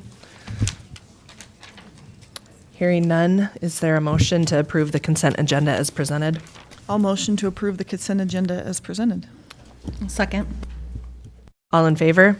Aye. Any opposed? No, consent agenda approves. Board additional information, is there any questions this evening on any additional information there? Hearing none, then we will move, what's that? We're on 8. Additional information. No. All right, we're going to move into our action items then. We've got 9A, which is policy 1200 regarding the annual organization of the meeting. There was no public comments submitted regarding this policy. Is there any, first of all, any discussion on that policy? Okay, Chair Smith, I'd make a motion to approve policy 1200 as presented. Is there a second? No second. All in favor? Aye. Aye. Opposed? Policy 1200 regarding the annual organization passes. There's a new course proposal then for B. There was one public comment submitted in, and that public comment was an encouragement of the proposal for art history and the new course that has been put together. Is there any discussion? Chair Smith, may I just add that there was a question last time when I was here with the new course proposal for B, and the question was, it's an honors art history course, was it in replacement of AP, and in effect, yes, it would be in replacement of AP because the art teacher had not been teaching AP for a while. The feeling was that it was too restrictive and didn't allow kids to really go in depth into the different art movements, and so this would be effectively in replacement of that. Can we leave the doors open, please? We do have to leave the doors open. Thank you. Appreciate that. Terrific. Thank you, Ms. Groutman. Any questions? No. I'll motion to approve the new art history new course as presented. Is there a second? I'll second. All in favor? Aye. Aye. Opposed? We have a new art history course. Our next course proposals for competitive athletics. There was no public comments received. Is there any questions for Ms. Groutman regarding that course? No. Hearing none then, is there a motion? I'll motion to approve the new course for competitive athletics. Is there a second? I'll second. All in favor? Aye. Aye. Any opposed? We have another new competitive athletics course. Thank you. There is a new course proposal then as well, which is the sports and performance psychology. There was no public comments submitted regarding this new course.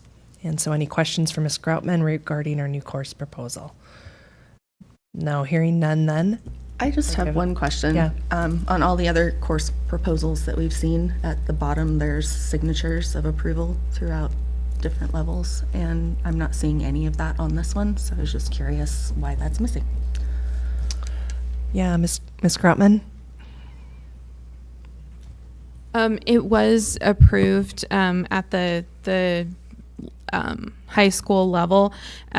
We sent it back with some typo revision requests, and that might have caused those signatures to disappear in that process. So I apologize for that oversight. Great. Any further questions? All right, is there a motion?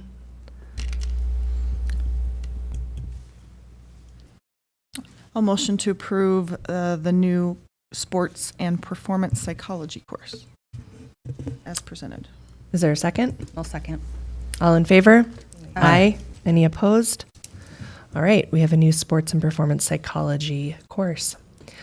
We have a proposal here to move the SAT day for seniors from Tuesday, April 11th to Wednesday, April 12th. Is there any questions for Ms. Summers regarding that proposal? I believe this will be for juniors, is that correct?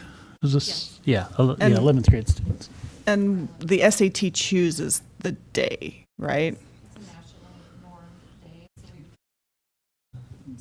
Oh, it's a nationally normed day, so we kind of don't have a choice. We really do have to fall in line with what it is.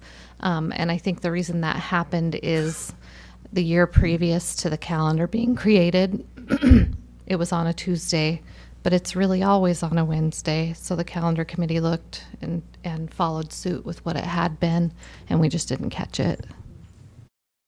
Terrific, thank you.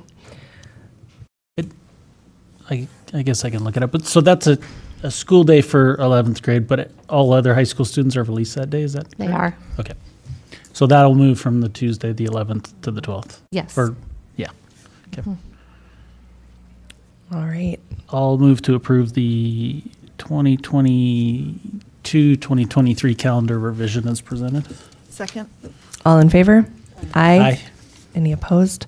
All right, thank you. All right, our next, this is a consideration of action items. This is policy 3300, drug-free school zone.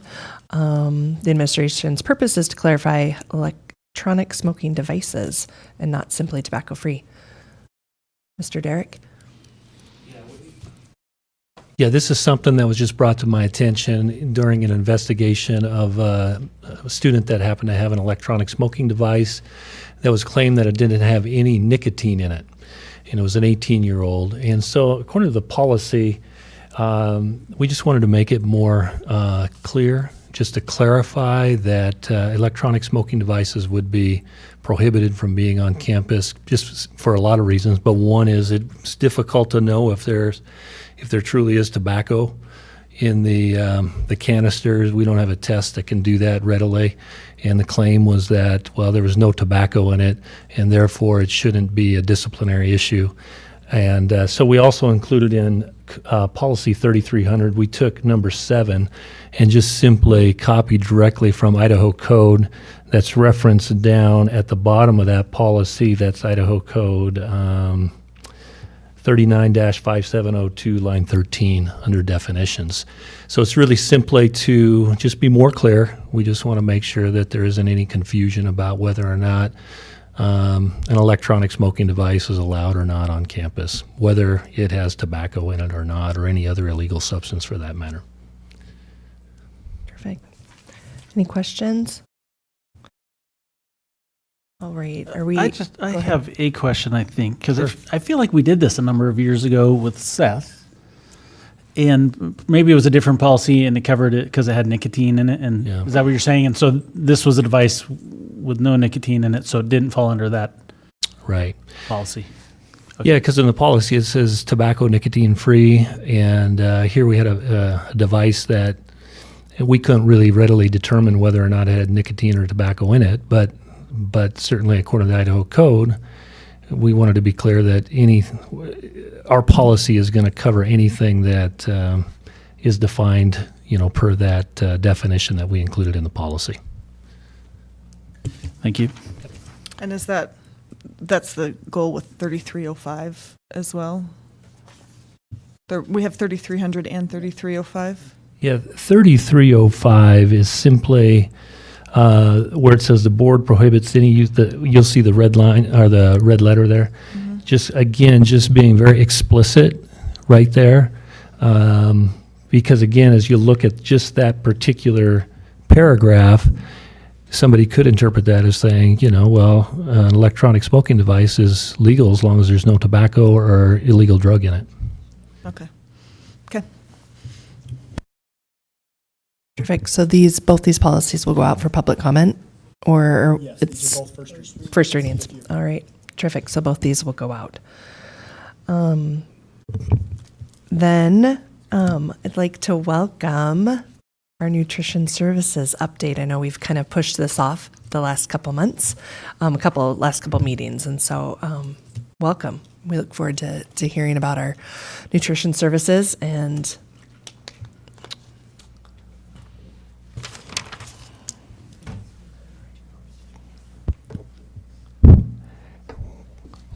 Dr. Hawker and treasurers, it's been a long day. Excuse me. What I want to do is give you a little update on where we are with our nutrition services department. Right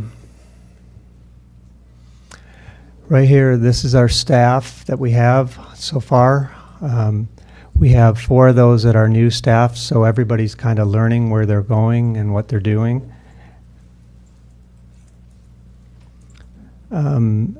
Here's how we're staffing our kitchens. So we have kitchen managers, we have full-time benefited, and part-timers.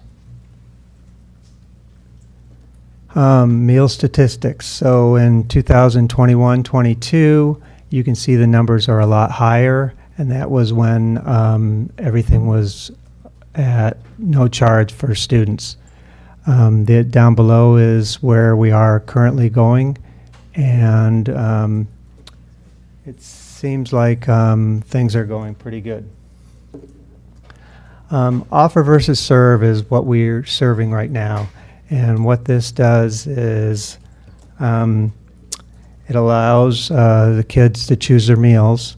And so basically it's like choose a fruit or vegetable and you can do 2 other items or you can get the whole meal, and being able to do that.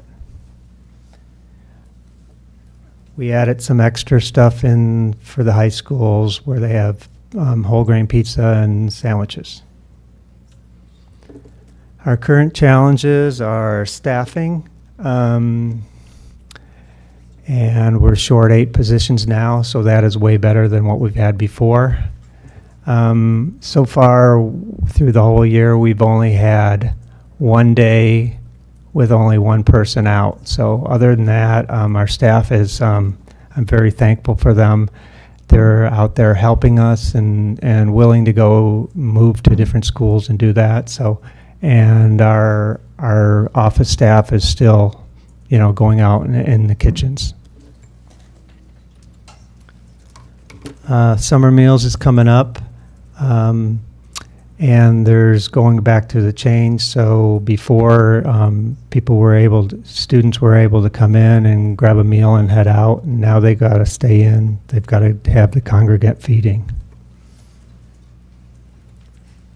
And the last thing is, these are some of the values that we like to do. As we want to be role models. We want to be open to innovation and change and support systems and doing that. So.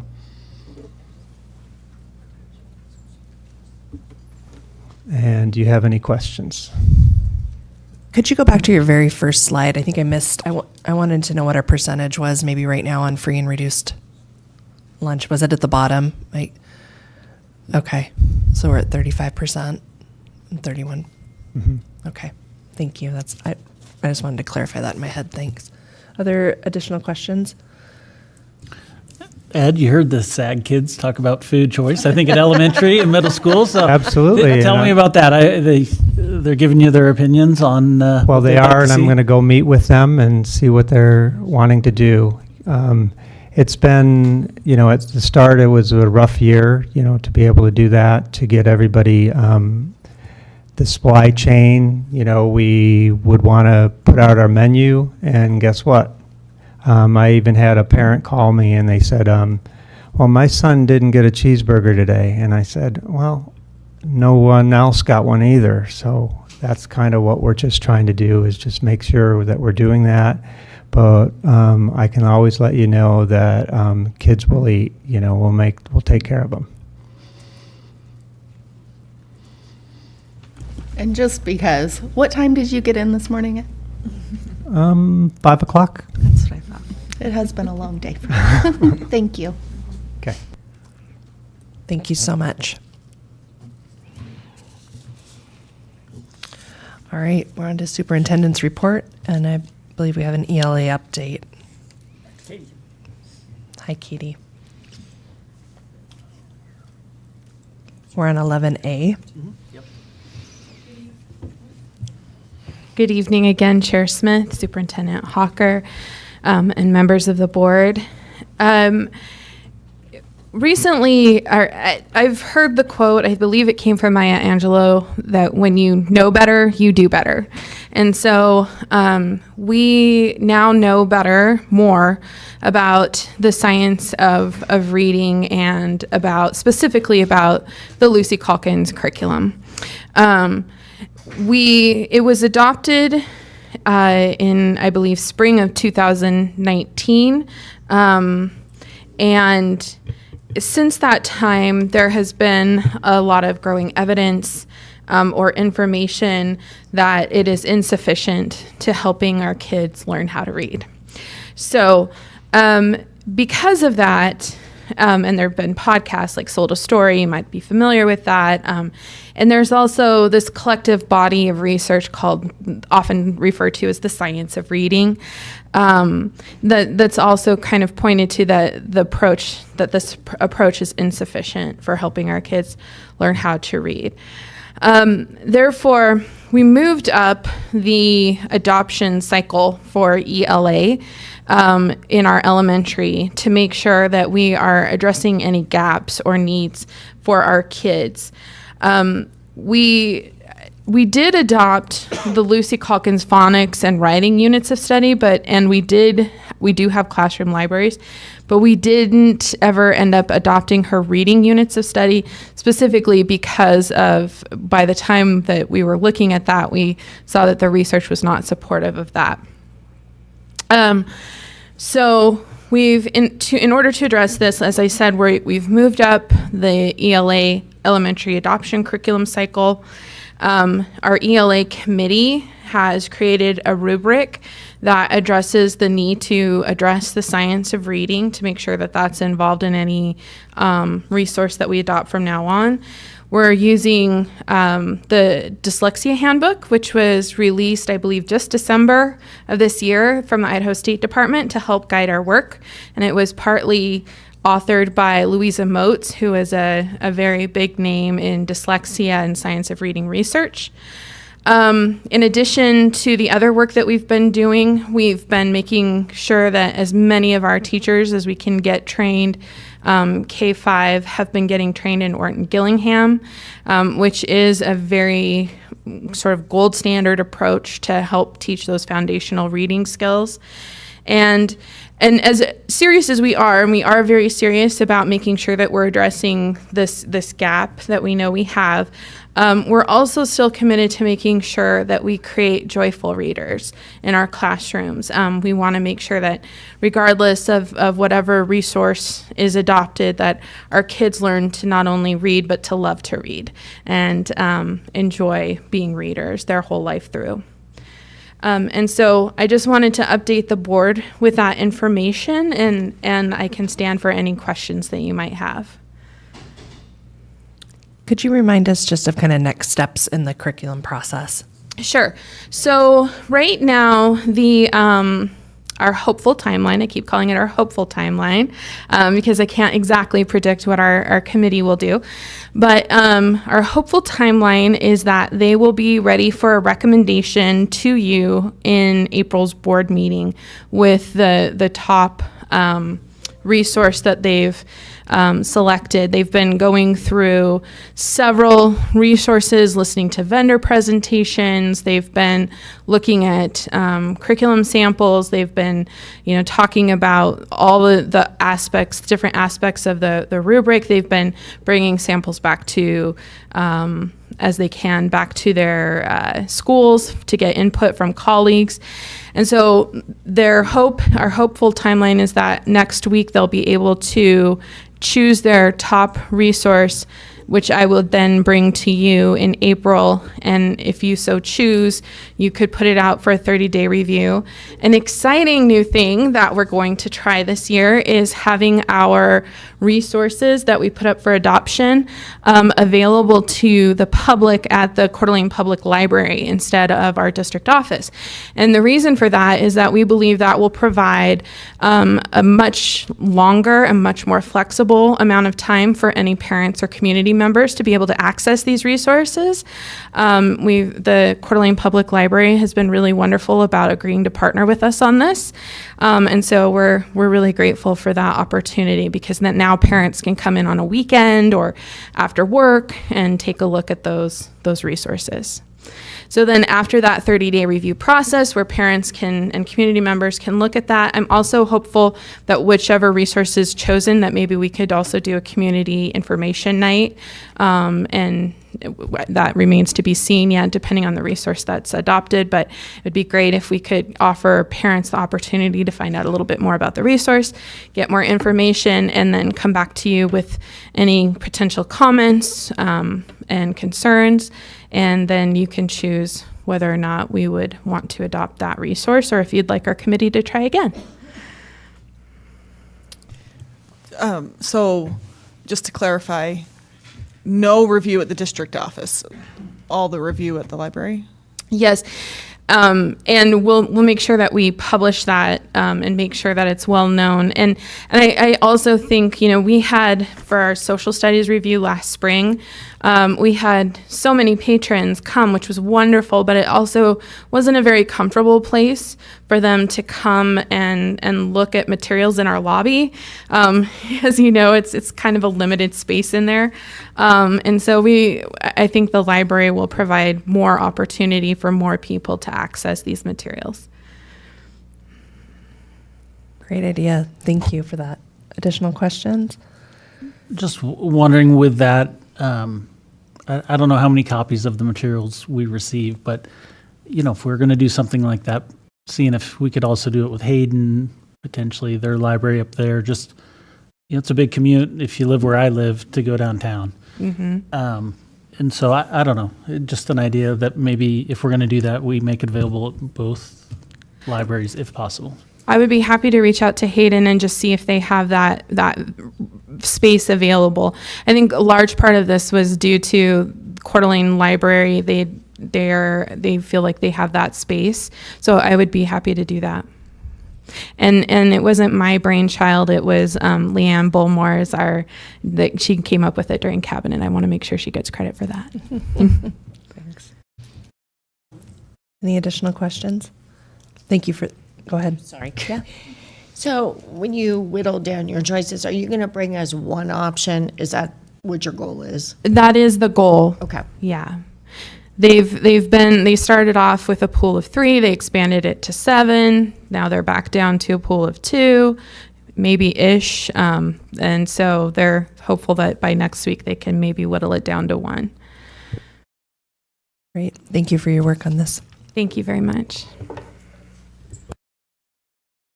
Dr. Hawker, you have a library book update? Yes, Chair Smith and trustees, I can be brief on this because I really just wanted to make sure this was captured here in the board documents, as well as this is the same information that was sent to you in the weekly board notes, which is also available for our public. I just don't know how many of our public specifically may read those, but this board meeting, gets a lot more attention. So we just wanted to share out with the community that we've had these specific 15 books identified as books of concern. We have pulled all of those books. We are waiting for there's some forms to fill out by policy to help our committees review these books. And as soon as we get those forms back, even the first form, we will begin with the committee. We'll try to expedite this as quick as possible so that we can the committee can make their determinations. And we'll follow, we have a policy specifically for this. We'll follow that policy, and the recommendations will come to me, and I will very likely follow those recommendations. But in the event that anything is appealed, then it would come to you as trustees, again, by policy. So we just wanted to make sure that was captured there. Dr. Hawker, can you refresh my memory on who's reviewing these books? It will be a committee that will be placed together. So if these are, depending upon the age appropriateness of the books, that may focus our attention more towards, elementary staff, administration. We have parents. There's a policy guideline of specifically who can kind of make up that. Off the top of my head. Yeah, but yeah. And are you who creates the committee? I do. Okay. All right. All right. Any additional questions? All right. We have talked about 1100 and had public comment. We'll move on then to our finance. Hi, Shannon.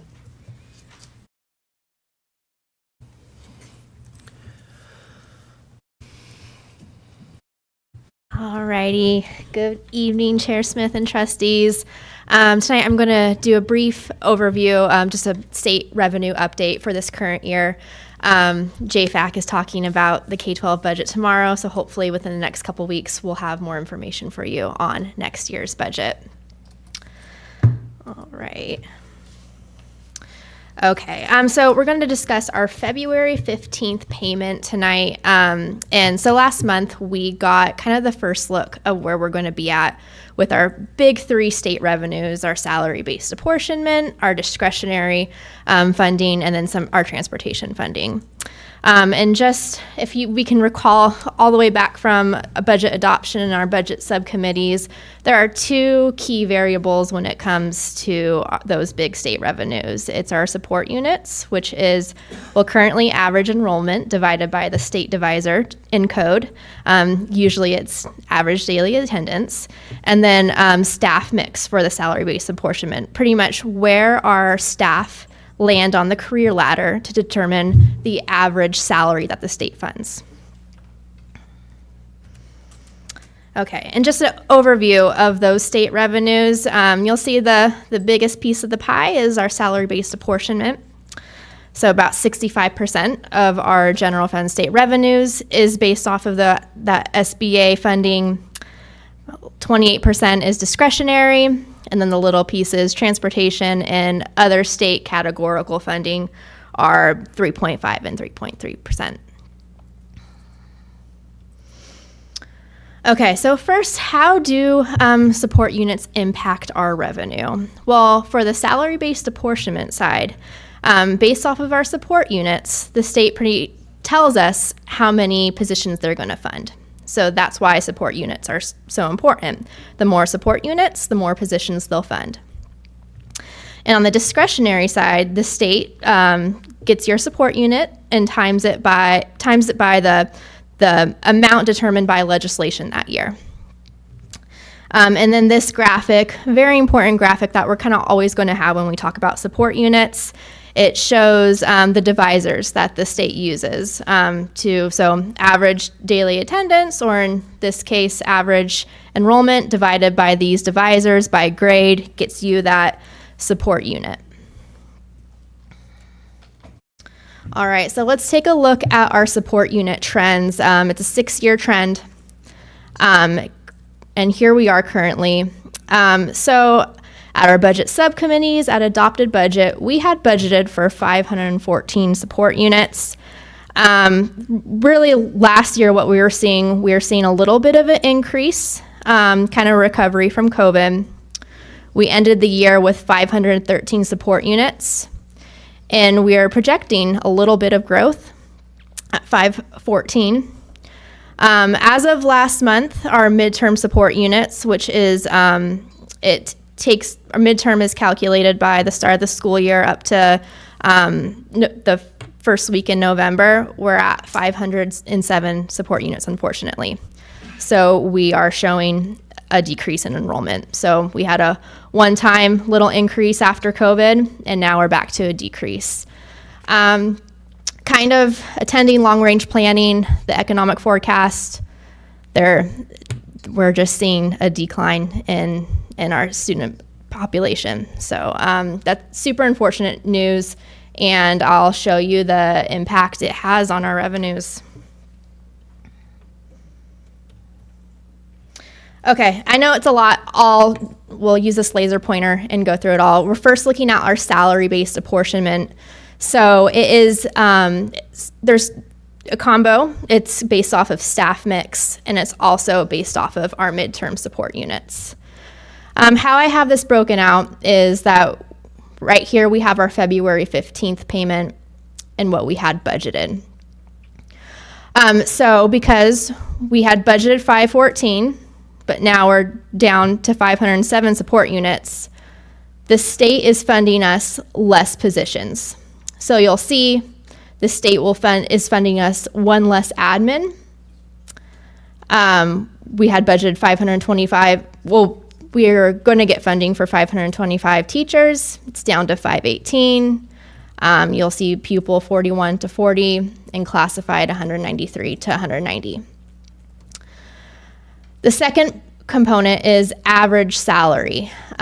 You'll see average salary is down from admin, teacher, pupil. Classified is a set amount per code or per legislation. The biggest impact you'll see is the average salary for teacher is way lower than expected. The reason being, we had so many brand new teachers this year. Last year we had 21 teachers come in on the rung one of the career ladder. The prior year we had 30.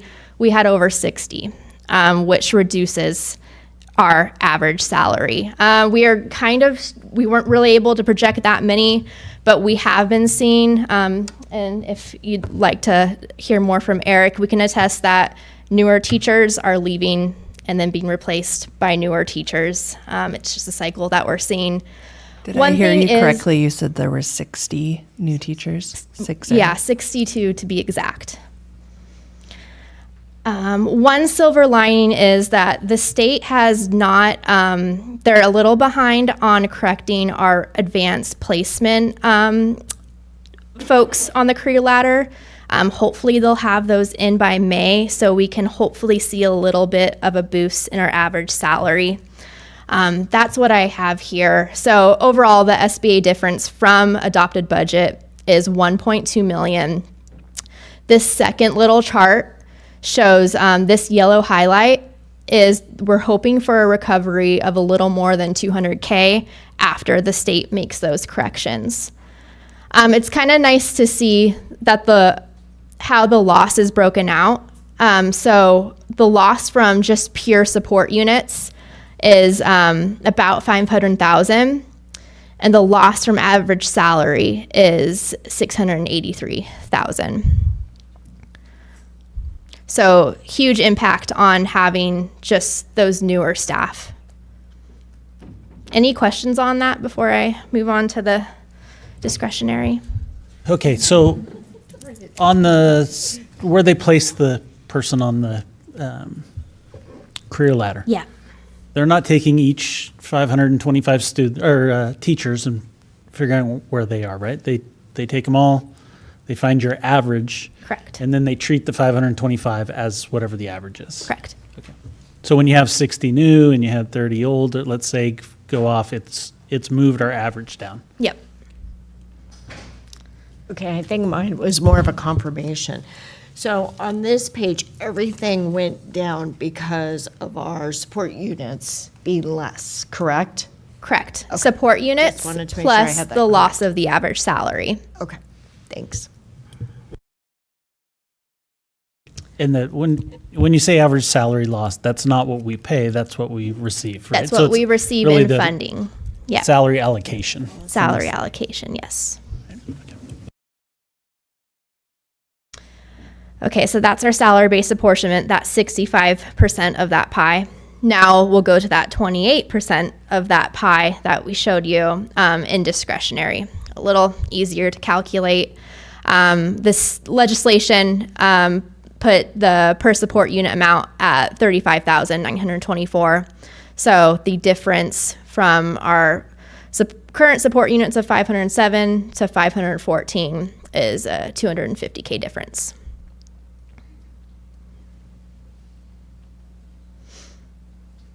And this is discretionary is based off of your best 28 weeks of your average enrollment.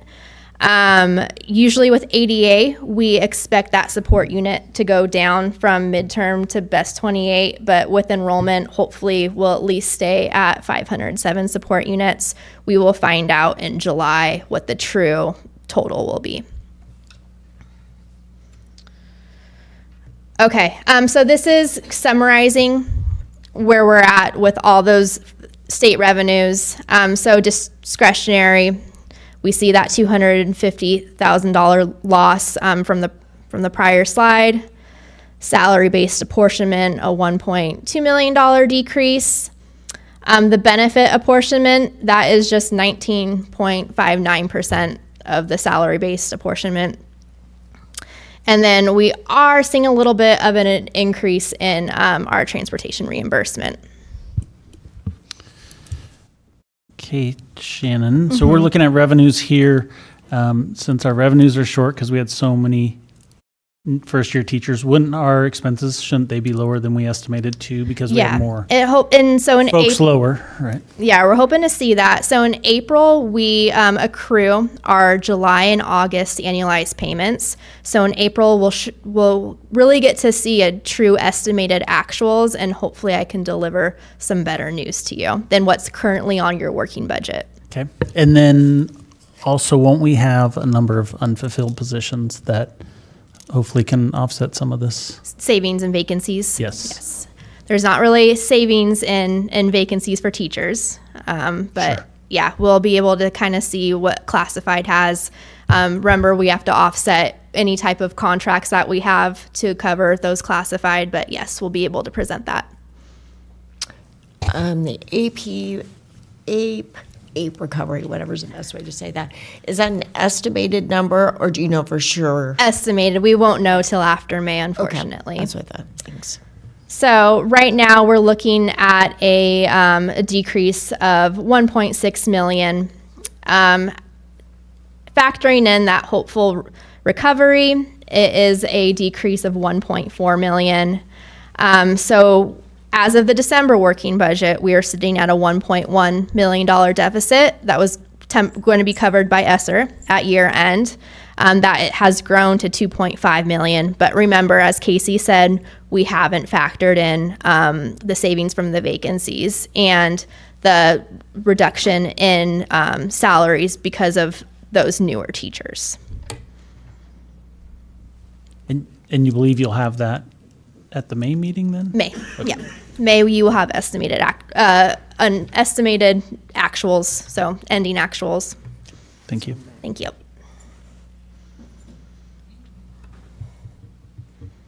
All right. Thank you. Thank you, Shannon.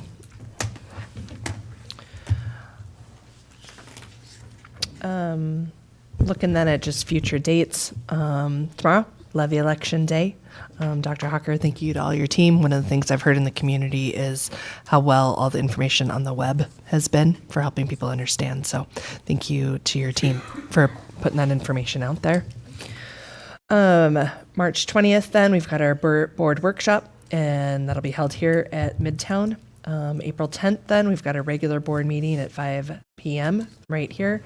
April 11th, we've got our next board workshop right here as well at Midtown. I think what we'll go ahead and do is we do need to move into executive session right now per